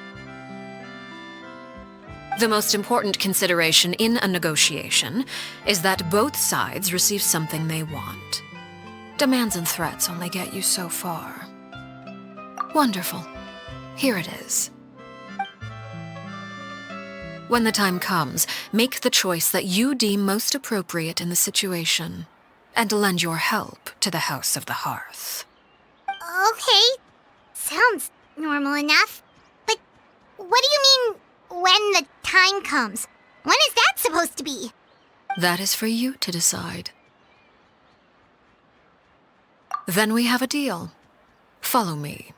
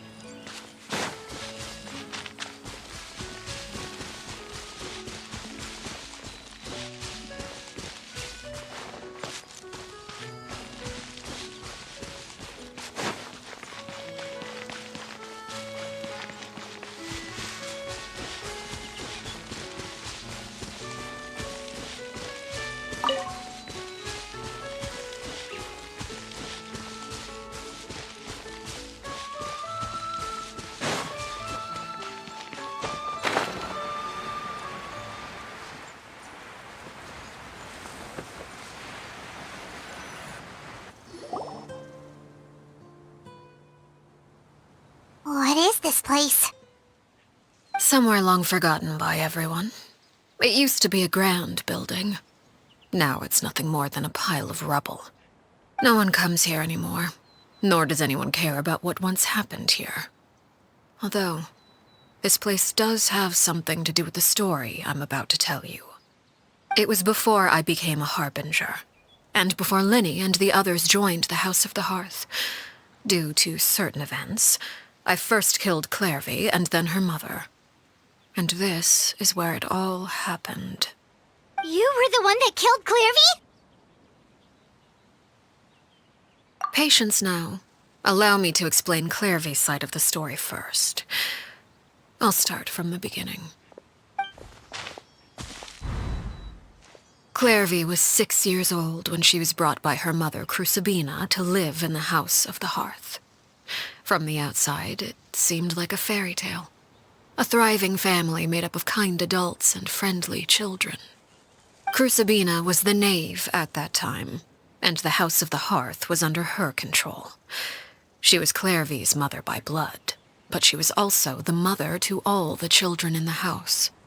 Clairvy was happy here, for a time. But she quickly realized that being part of this family wasn't a fairy tale at all. It was a kind of purgatory. Purgatory? Exactly. The House of the Hearth takes in war orphans from all over Tevat. But as for how to raise them, that depends entirely on the person in charge. Crucibina came up with a novel idea. She would teach the children to fight, force them to duel each other, and then crown as the king of the house the child who proved themselves most worthy of inheriting her title. It's difficult to estimate the number of children who died or were maimed in the process. There's little I can say about the ones who died. The ones that emerged with permanent injuries, on the other hand, well, they still served a purpose. They would be handed over to the doctor to be experimented on, or sent away on dangerous missions. Nothing more than tools to be used and then discarded. So those were the experiments Clairvy was talking about. But what actually happened to her? You said that Clairvy was Crucibina's daughter, so if Clairvy tried to convince her to stop what she was doing, Crucibina probably would have listened, right? Despite being Clairvy's mother, Crucibina cared little for her daughter. She forced Clairvy to join the House of the Hearth only as a means to demonstrate her own impartiality as a mother, to prove that she treated all her children equally. Clairvy did try to convince her mother to change her ways, but it was to no avail. After her efforts failed, the only other option was to rise up and try to fight back. Unfortunately, the other children had already been thoroughly indoctrinated into the illusion of happiness Crucibina had created. Of course, there was one exception. Someone Clairvy's age who knew the truth about the House of the Hearth. Her name was Peruere. Wait, the friend that Clairvy mentioned? Friend, huh? I suppose we can call her that for now. Clairvy was a cheerful and passionate person with a tenacious spirit. Peruere, on the other hand, was rather cold-blooded. Her cold-blooded nature allowed her to see through Crucibina's facade. Yet, it was also this cold-bloodedness that prevented her from acting against it. At least at first. While Clairvy longed for freedom, Peruere was convinced that, amid all the fighting and violence, she would make it until the end. Despite their differences, the two became fast friends, united by their knowledge of the truth. Clairvy told Peruere that she hoped to create a real family, where no one would be killed or sacrificed. There may have been a certain naivete to her ideas, but Clairvy proved her determination many times over. She tried countless times to run away, ask for help, or expose the truth. But her efforts only earned her beating after beating. The only thing that kept her going was her strength of will. Even with her body racked with pain, she would still stand on her tiptoes and open the window at night.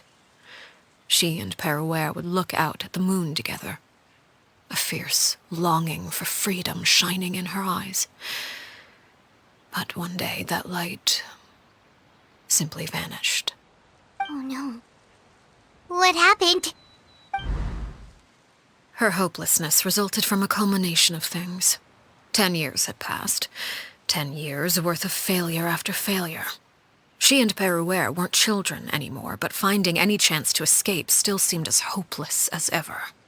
It was during this time that Peruere suggested a new plan. If escaping was out of the question, Why not take down the very person sitting on top of this throne of lies? Mother herself. Clairvy rejected that proposal. She claimed that, as a famous harbinger, Crucibina possessed an unimaginable amount of power. Trying to kill her would have an incredibly low chance of success. Clairvy never gave another reason, but Peruere could see it written all over her face.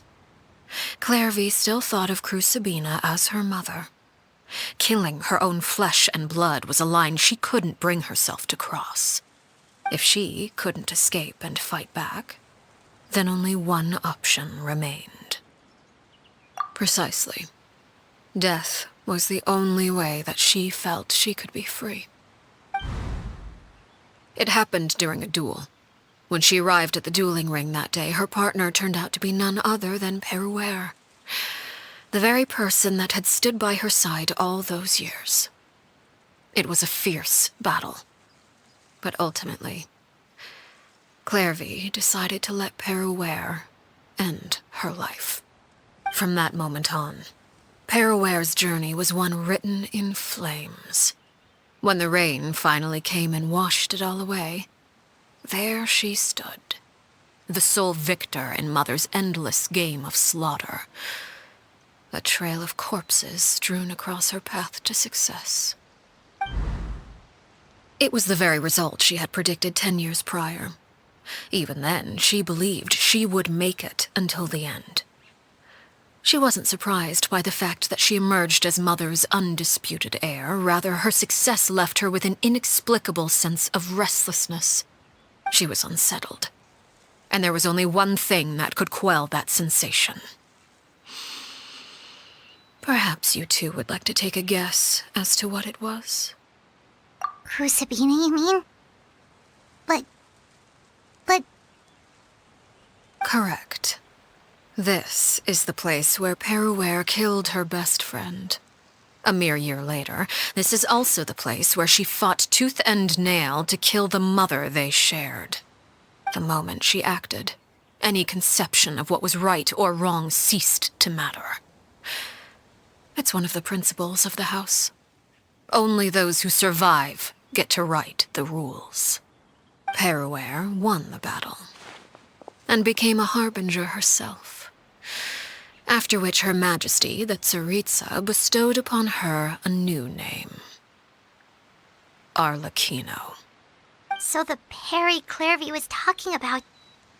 It was you all along. You're Peruere. Arlecchino is just a name you got later. I left that name behind long ago. I must say, hearing it now does bring back memories. After I defeated Crucibina, the moniker of Mother died with her. I chose to forego the title she called herself, and even chose to give up my own name. I rebuilt the House of the Hearth under a new identity. Not only as Arlecchino, but as father. And that is where the story ends. Any more questions? Yeah. Based on what you just told us, Clairvy wasn't a little kid when she was killed. So the Clairvy we met... Was she really a spirit at all? I suppose you could call her an illusion born of flame. Her existence is like ashes to a fire. Something left over in the wake of blaze and ruin. You see, a certain power runs through my veins. It's not unlike a curse. My flames leave behind shadows of anything they consume. Of course, the chances of those shadows morphing into a sentient entity are exceedingly slim. Clairvy is a very special case. Clairvy died when she was 16 years old, but what emerged from the flames was her 6-year-old self. Her appearance wasn't the only thing affected. Most of her memories were lost to the blaze as well. Memory is a mysterious thing indeed. Losing a portion of your memories will alter your sense of self. Lose 10 years' worth, however, and it would be like living in the past. like returning to a version of yourself that never grew up. No wonder Paimon got such a weird feeling when we were talking to her. Perhaps I should put it this way. Clairvy is someone trapped in time. It may seem like she exists with us in the present, but she truly lives in the confines of her own past. So if all of that is true, then you must have known about Clairvy for a long time. Indeed. She's a rather volatile and unstable entity.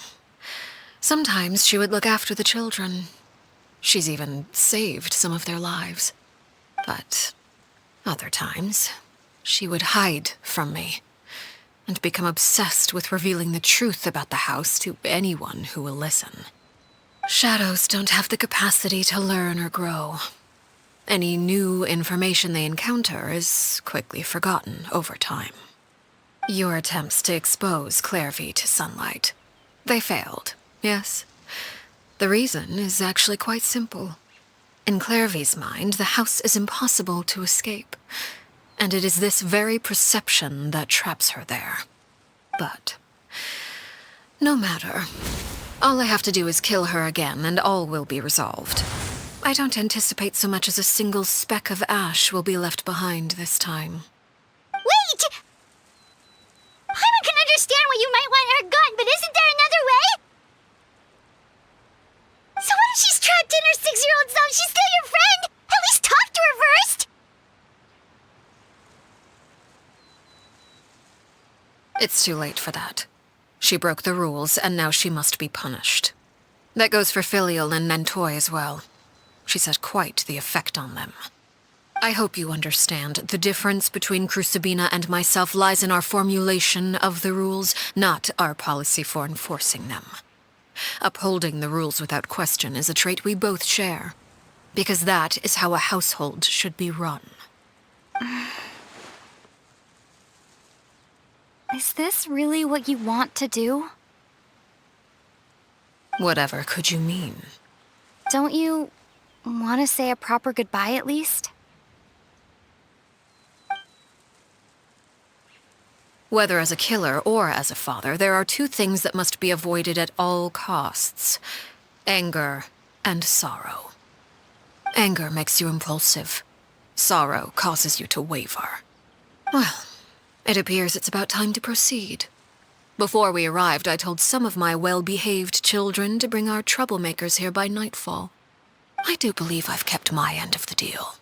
I give your friends quite a bit more time. As for what happens now, we'll just have to wait and see.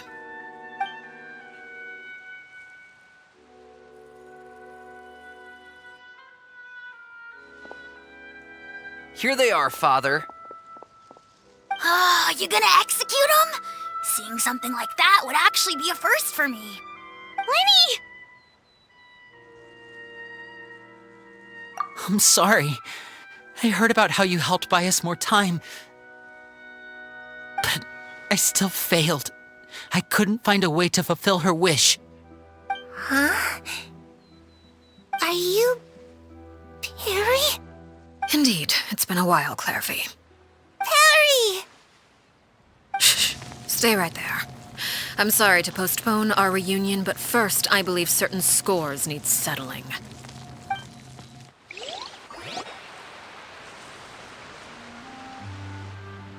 Father, let me explain.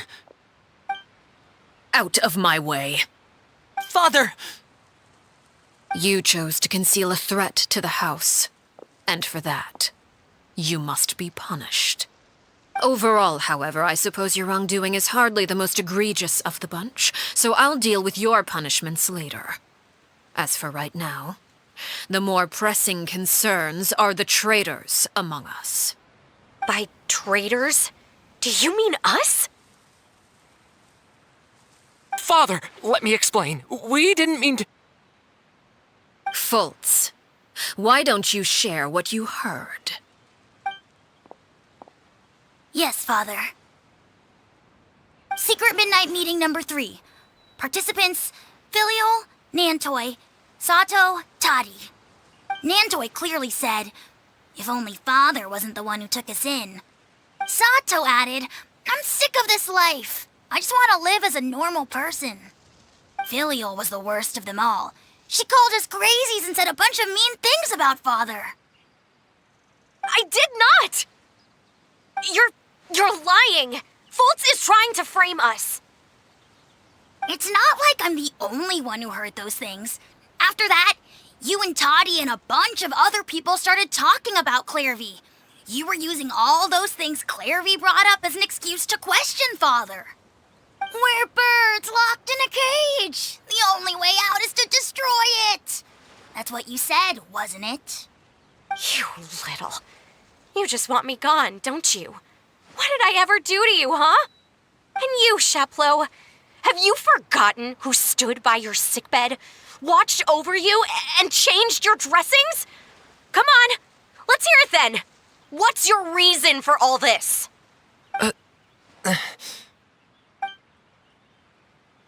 You're wrong, Filial. We don't want you to die. You're our family. Liar. You wouldn't be doing this if that were the case.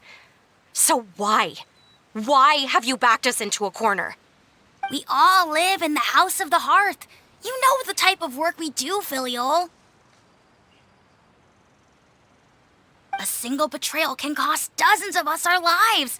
It's not like it's never happened before. That kind of thing is hard to forget. That's why the House of the Hearth cannot tolerate any form of betrayal. Ever since we came to Poisson, you've had 7 secret meetings. A lot of the things you talked about really crossed the line. You've been spying on us for half a month? Wait a second. Now that I think about it, the move to Poisson was just a way to make it easier to spy on us, wasn't it? Because we were all in one place. You've had this planned all along. Filial, Nantoy, I'm sorry. I owe you both my life. I owe Clairvy too. If it weren't for all your help after I got poisoned, I wouldn't be standing here today. If this were any other situation, I would do anything to repay that kindness, even if it cost me my life. But rules are rules. I'm sorry. My hands are tied. Why? Why? That's enough, Filial. We made a mistake, and we should own up to it. We broke the rules, plain and simple. And now we have to face the consequences. I'm sorry, Sheplo. Fultz. I'm sorry, Father. We accept our punishment. Chapleau, according to the rules of the House of the Hearth, how should these traitors be punished? All those who betray the house pay with their lives. And so it shall be.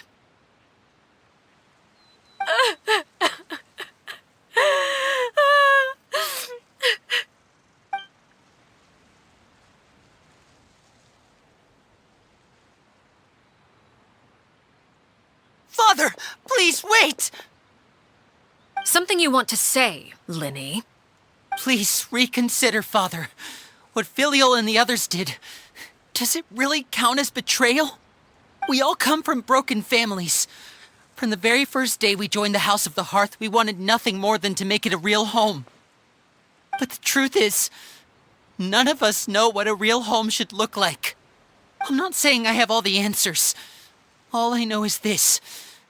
Killing Filial and the others may uphold the rules, but doing so will only bring us further away from being a real family than we've ever been. So please, Father, please reconsider. I agree with Linny. Father, please. Linny, you...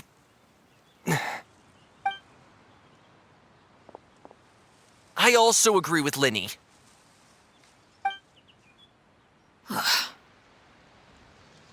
An order once given cannot be rescinded. However, Given the extent of your determination, I suppose we shall have to go about this a different way. Draw your weapons and face me. Our weapons? Father, are you referring to a duel? Precisely. The rules of the house will not be altered. Traitors must be punished. However, resolving disputes with a duel is also one of our rules, one that also applies to me. Demonstrate a sufficient showing of strength, and I shall offer a concession. Wait. Beat Father in a duel? Impossible. Father is way too strong, even for Lenny.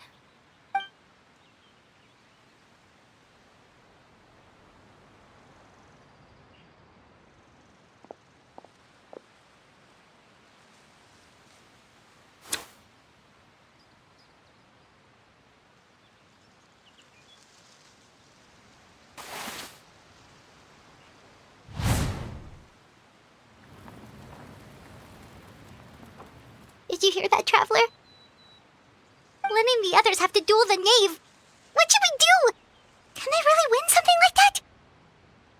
If they lose, those people from the house are really gonna be executed. Hey, are you listening?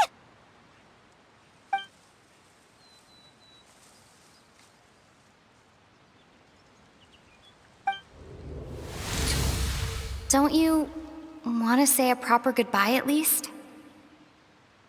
Anger makes you impulsive. Sorrow causes you to waver.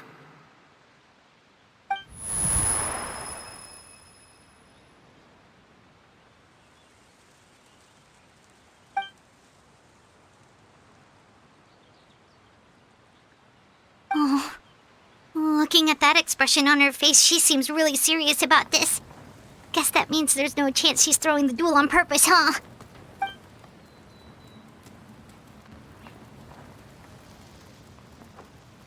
When guests are around, families are often on their best behavior. And any disputes are less likely to escalate. When the time comes, make the choice that you deem most appropriate in the situation, and lend your help to the House of the Hearth. What's wrong, Traveler? Hey, where are you going? Traveler? You're asking to join the duel against the knave? I'll allow it. We do have a ready-made dueling ring at our disposal, after all. All I would advise is this. Keep a firm grasp on your weapon, and give it your all. Any less, and you may just lose your life.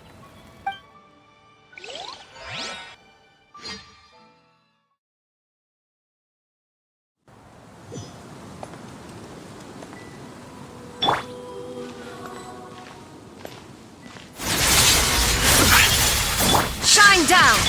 Is it my turn now?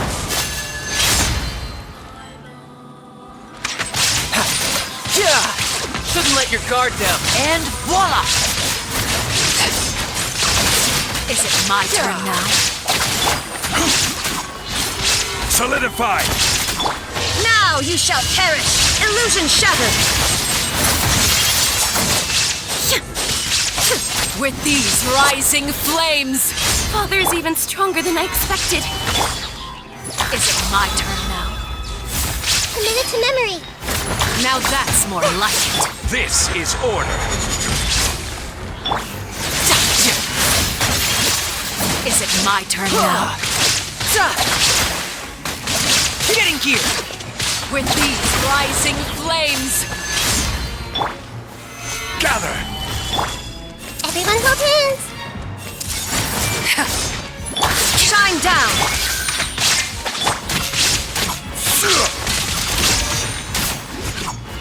With the fall Now of for darkness, chance. destruction shall rise. Have a taste of purgatory.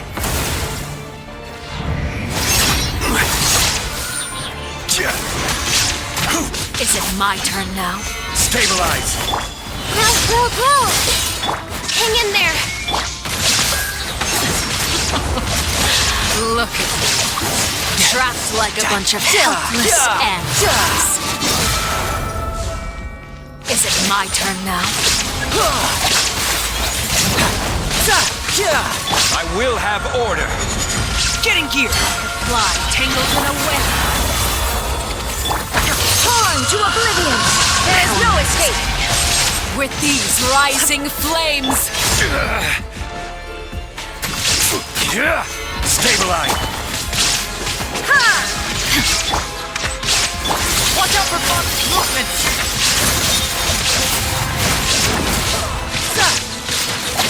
Is it my turn now?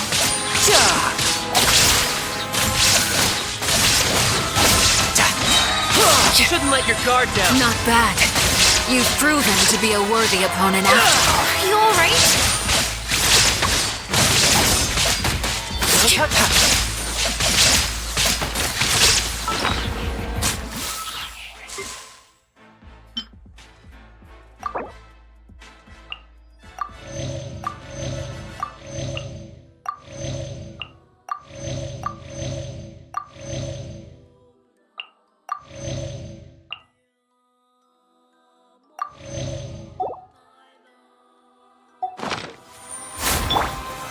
Solidified.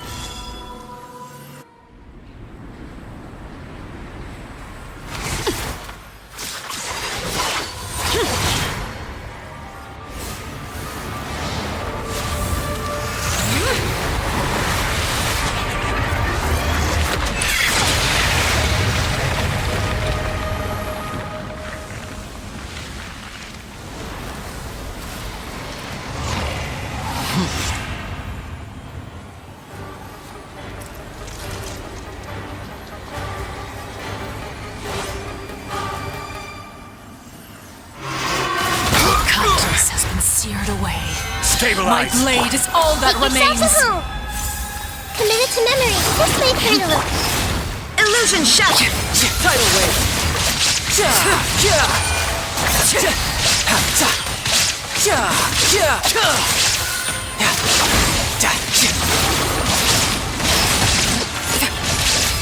Order guide you.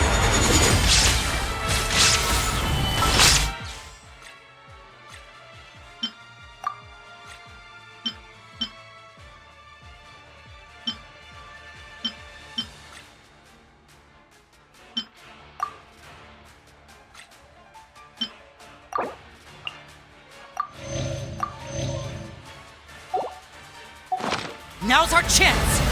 Over here! Your punishment made manifest.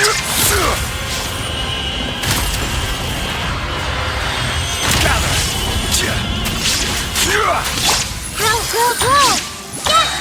The Temple of Wisdom! Watch out for Father's movements! Look out!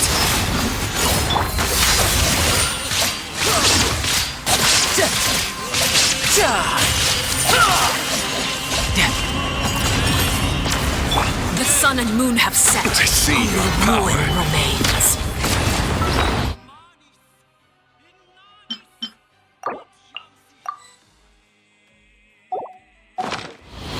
Now's our chance! Over here!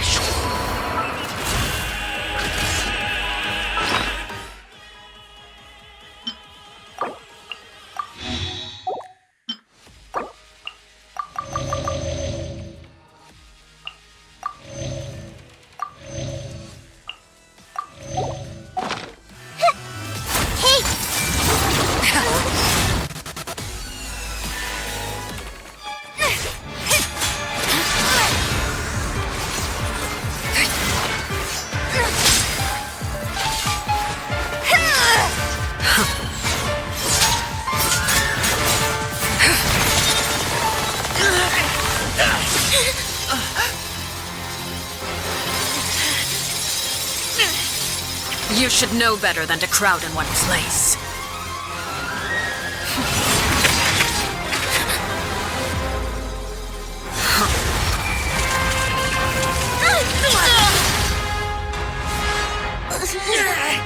Oh, I know.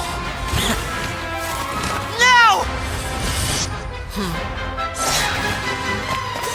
I'm sorry, Father!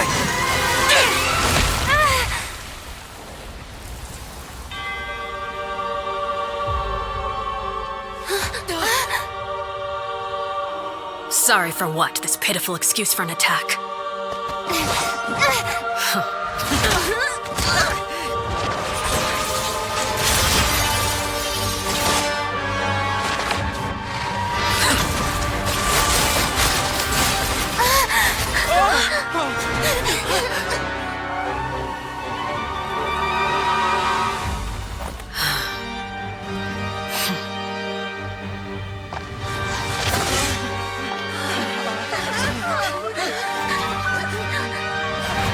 Father, no!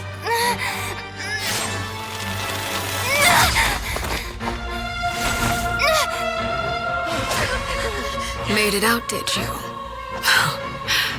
You're stronger than I expected.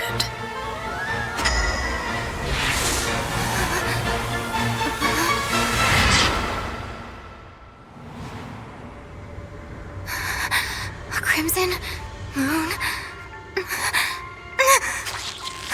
I can't move.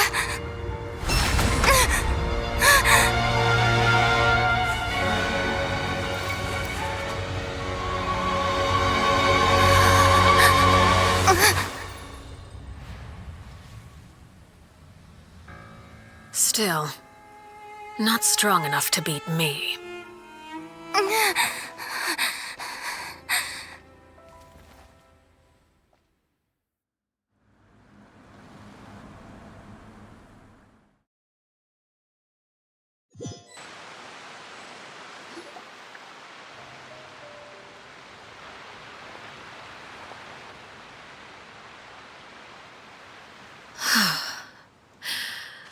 I believe we can end things here. It's not often that we get to enjoy the company of guests, after all. We wouldn't want things to get too out of hand. Brother, are you all right? Linny. Given that I am the victor of this duel, as agreed, the punishment stands. No! I never thought things would end like this. However, everyone involved in the duel demonstrated a remarkable level of strength and determination. In light of this, I'm prepared to change the method of execution. Elwar, the bottled flames I gave you for safekeeping. Do you still have them? Yes? I wasn't sure what they were for, but I've kept them super safe. I didn't lose a single one. Wonderful. Then, in just a moment, I'll have you administer them. Bottled flames? Indeed. They're the product of a secret experiment. Under certain special circumstances, flames can be extracted from my person and preserved. Once ingested, searing pain will spread across every inch of your body. No harm will come to you physically, but your memories will be burned away. If you can withstand the pain. When you awake, you'll have forgotten everything you know about the House of the Hearth, and will be expelled from the organization. In other words, administering this concoction will kill the version of you that grew up in the house, and give you a new identity.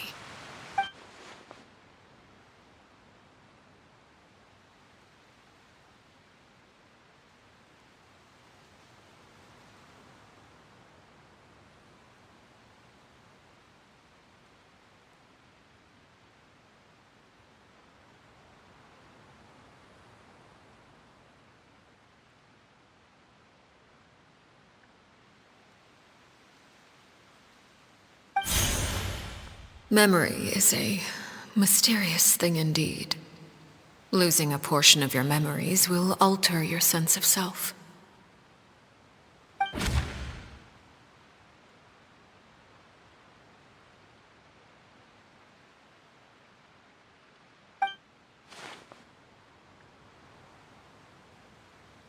So, you're just letting us go, Father?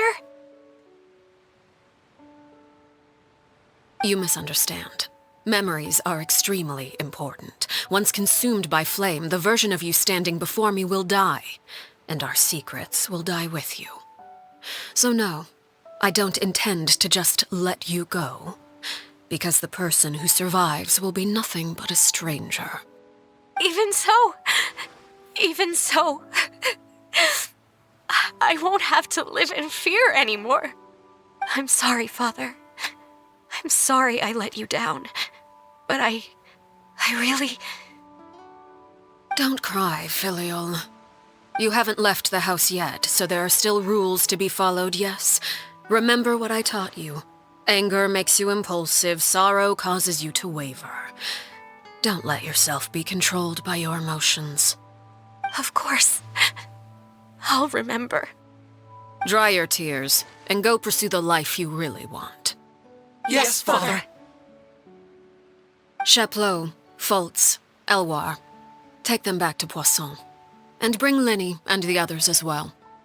I prepared 3 extra vials of bottled flames.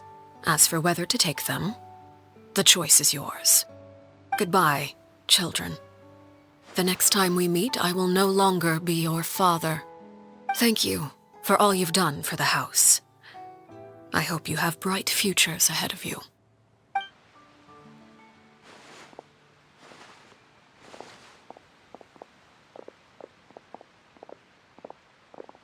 Father.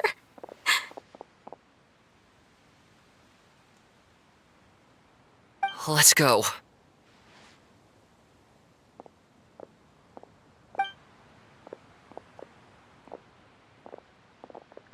Here, grab my arm, Linny. I'll help you walk back. Thank you.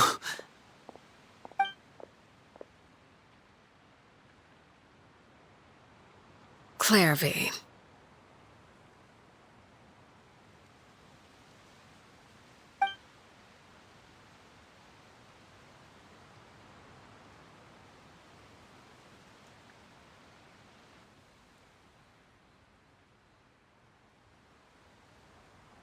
Can we talk now? I've been waiting for a super long time. You really are Perry, aren't you?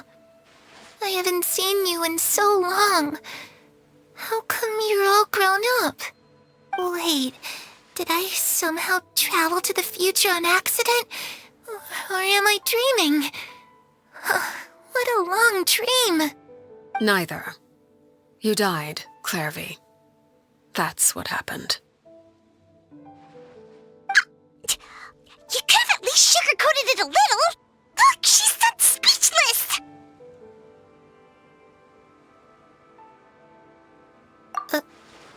Oh.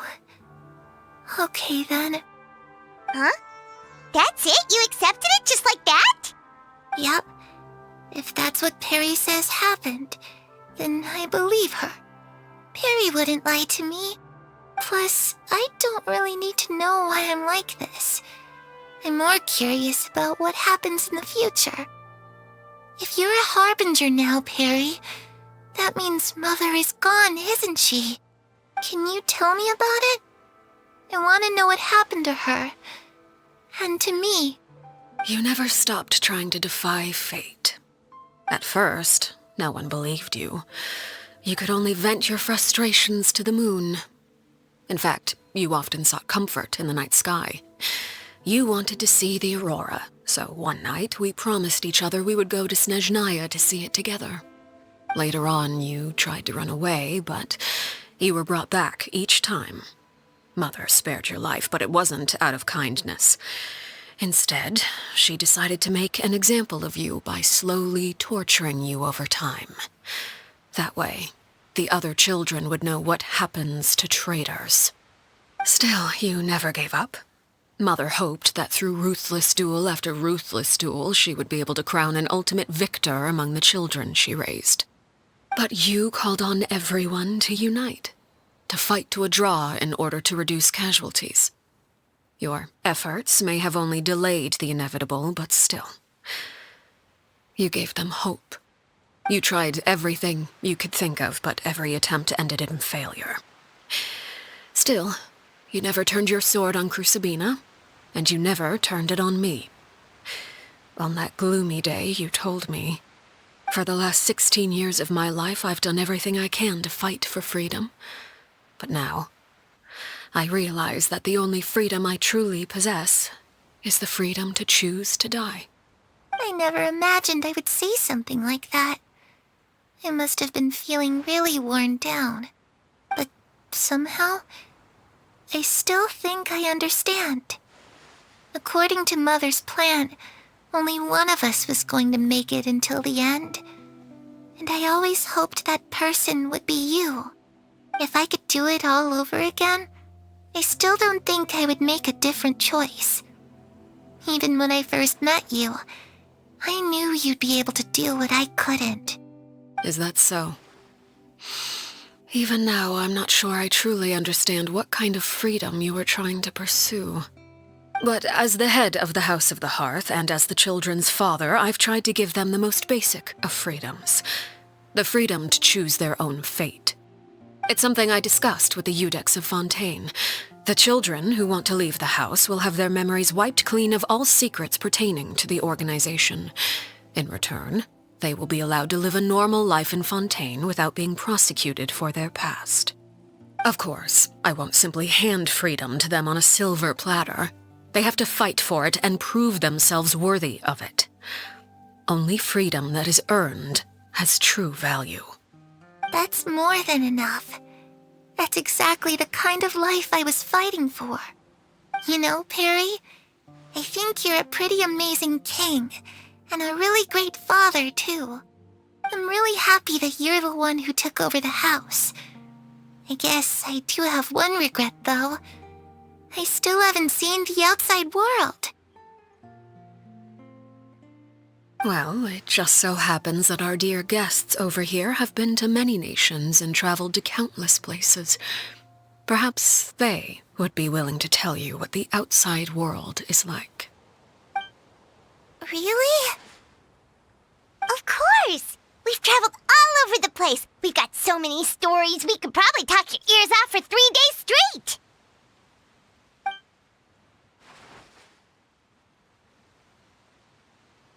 You know, I used to dream of being a bard. Playing the lute while singing into the winds of freedom. Even if there was no one there to listen, I would have continued to sing no matter what. Ah, that's where Mora comes from. I never knew that before. If I had some Mora, I would buy 3 new dresses. One for me, one for Perry, and one for Mother. It's just too bad Perry doesn't like wearing dresses. And Mother, well, she probably wouldn't accept something like that either. I guess I'd just have to keep them all for me then.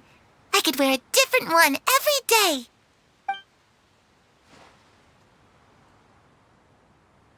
Those yokai you mentioned, what do they look like? I once saw a drawing of this one guy with horns on his head and a super scary face.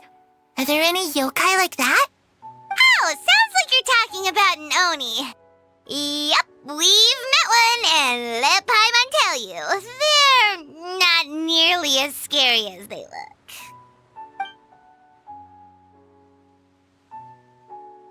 I was always too afraid to skip Mother's fighting lessons. But at the academia, I bet you could do all sorts of secret things in class. Things that have nothing to do with studying. I'm just kidding. Being able to study whatever you want without having to fear for your life actually sounds pretty great.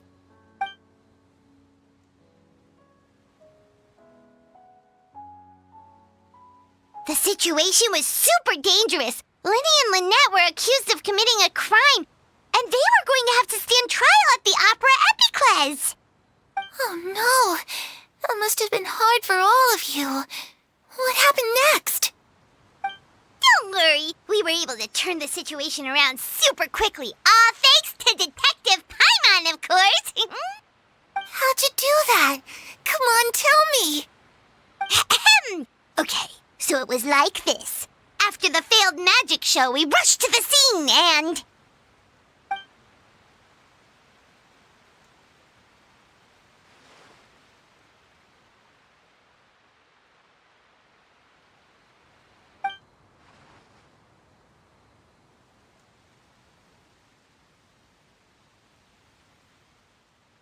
Shadows don't have the capacity to learn or grow. Any new information they encounter is quickly forgotten over time.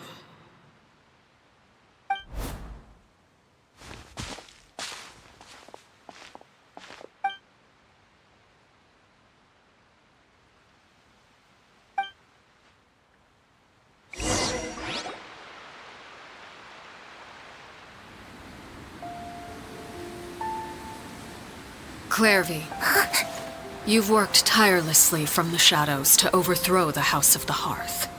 Now, by my authority as the Knave, I shall announce how this matter ends. You are hereby expelled from the House of the Hearth. You are no longer tied to this place, nor are you bound by its rules. You're saying that I can finally leave? I get to experience the outside world as well? Oh, I almost forgot. There's no getting older for me. Still, seeing who you grew up to be makes me really happy, Parallare. Take care of yourself. Goodbye. May we meet again someday.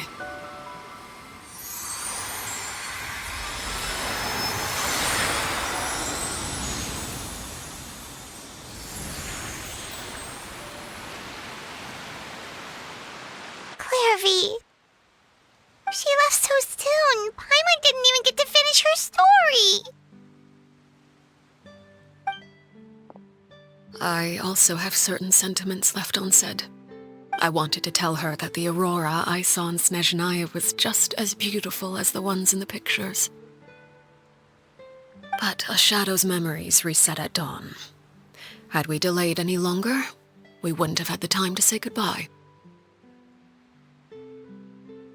Whatever regrets may linger, let them be lost to the coming of a new day. Father? It's Linny! Hey, Linny!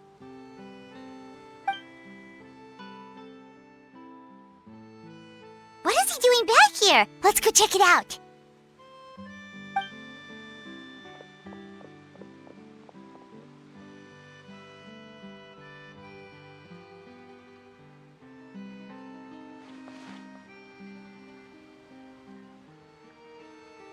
Father, the bottled flames have been administered. Filio and the others have left the house. And you? What have you decided? Thank you for giving us that choice, Father. But we never wanted to leave the house. It's the only home we've ever known. Lynette and Fremine feel the same way. They're recuperating back at the Hotel Bouffe d'été. But I decided to come back and tell you where we stood. I'm sure you're well aware of the expectations I have for you. I want you to follow in my footsteps and become the next king of the house. Yet you seem to have different ideas. I must admit, I'm rather surprised by your decision to stay. There's nothing wrong with choosing to live a quiet life. Leading this organization is a heavy responsibility, one not so easily carried by someone forced onto the throne. I just never understood what you saw in me. What made you believe I was deserving of that throne? You're brave, talented, and, most importantly, you cherish your family. You would do anything to protect them, even if it costs you your life.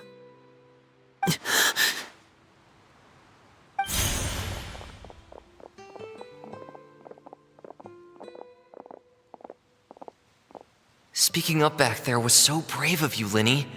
It's all thanks to you that we were able to convince Father to back down.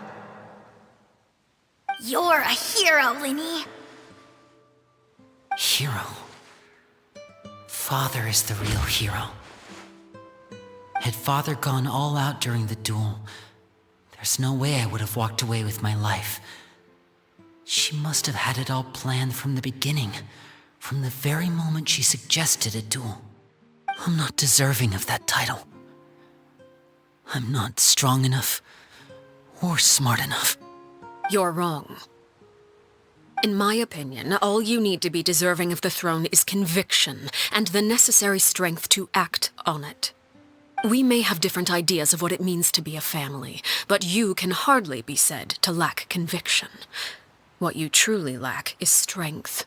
For someone of your talent, though, that's something that will come with time.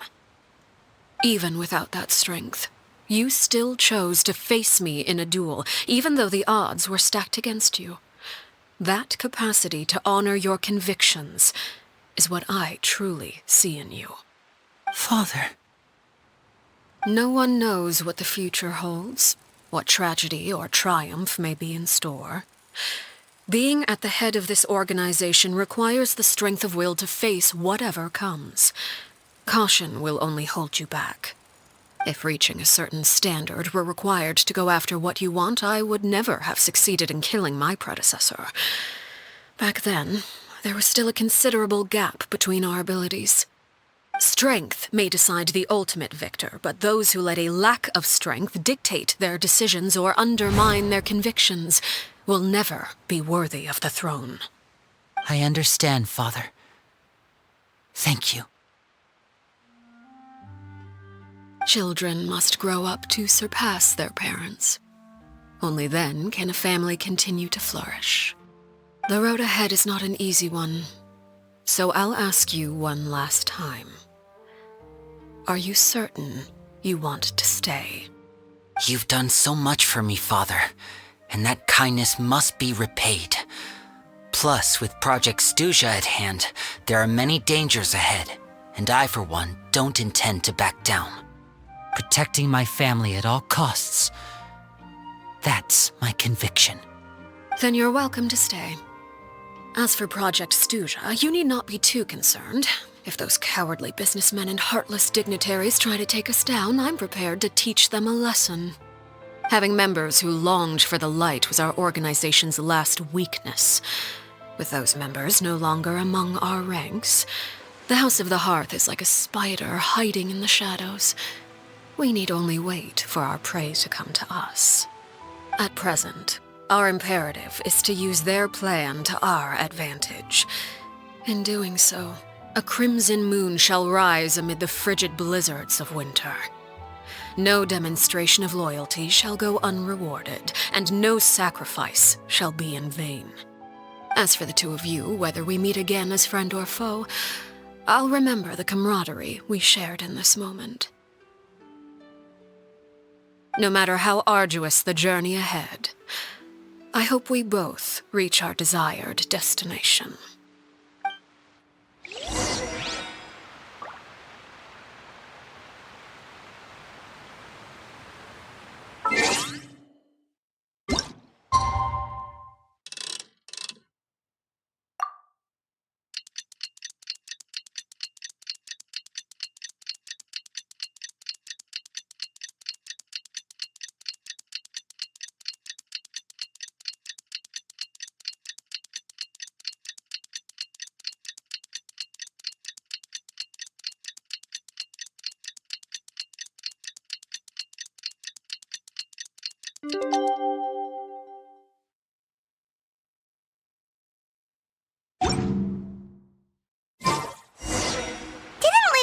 Lynette and Fremine were recovering at the Hotel Bouffe d'été? Oh, Paimon wonders how they're doing. Maybe we should go check on them.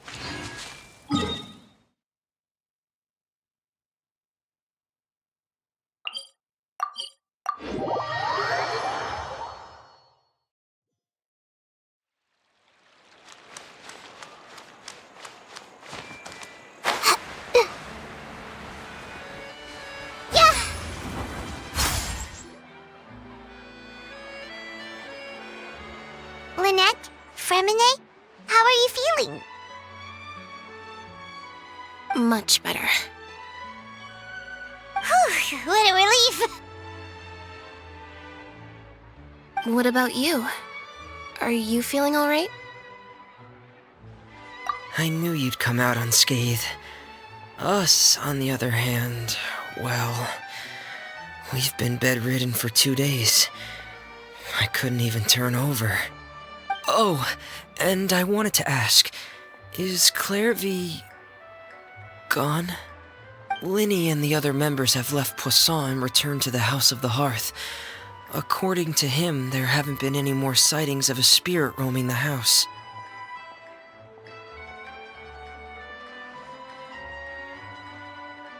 I see. I'm glad. Father came to check up on us 2 days ago and told us about what happened with Crusabina and Clairvy. Actually, I've met Crusabina before.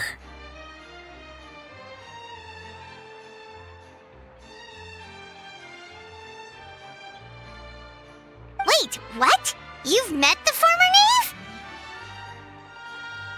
Crusabina died a year after Clairvy. It was during the year between their deaths that I joined the House of the Hearth. Crusabina had an extremely cruel and radical way of doing things. While she was alive, the atmosphere in the house was suffocating. When I joined, though, the experiment she valued so much had already come to an end, and all the people involved, dead and injured alike, were gone. Crusabina never talked about the past with us newcomers. A couple of months after I joined, Father killed Crusabina and burned all her files. With that, the names of all the people subjected to her experiments, Clairvy included, were lost to the flames, along with the painful memories they represented. Father took in Lenny and me a couple months after that, but she never mentioned anything about Crusabina or Clairvy. It really seems like something she was planning to keep to herself. The last time you talked to her, did she mention why she kept it a secret for so long? She said she didn't want us to be affected by the darkness of the past. She was worried we'd develop a false sense of gratitude towards her if we knew about it. The foundation of a family should be free of any corrupting influence. Whatever happened in the past, it has nothing to do with who we are now. And that's what Father told us in the end. But I still thanked her for everything. It was only after hearing about what Crusabina did that I finally realized how insignificant our lives could have been. The members of the house meant nothing to her. To say that she valued them in any way, even just as a tool, would probably be giving her too much credit. If Father hadn't taken over the House of the Hearth, I probably would have already... Father rarely brings up the fact that she saved us. She doesn't believe that being indebted to her should be what ties us together. But even if we didn't owe her anything, we would still choose to stay. Because this is our home. We may have arguments or times when we feel wronged. Some people may even choose to leave. But as long as Father is here, we will always have a home. Whether the path before us is bathed in sunlight or shrouded in shadow, we'll follow Father wherever she chooses to go. So I wanted to say thank you for helping us make it through this crisis. Without your help, we could have lost a lot more along the way. Oh, we didn't do anything, really. Of course. You're welcome anytime. Are Filial and Nantoy okay? I actually saw them at a cafe this morning. They didn't recognize me. From what I could tell, they were drinking coffee and talking about one of the operas that started running recently. They seemed happy. If I had to take a guess, I would say they finally found the kind of life they always wished for.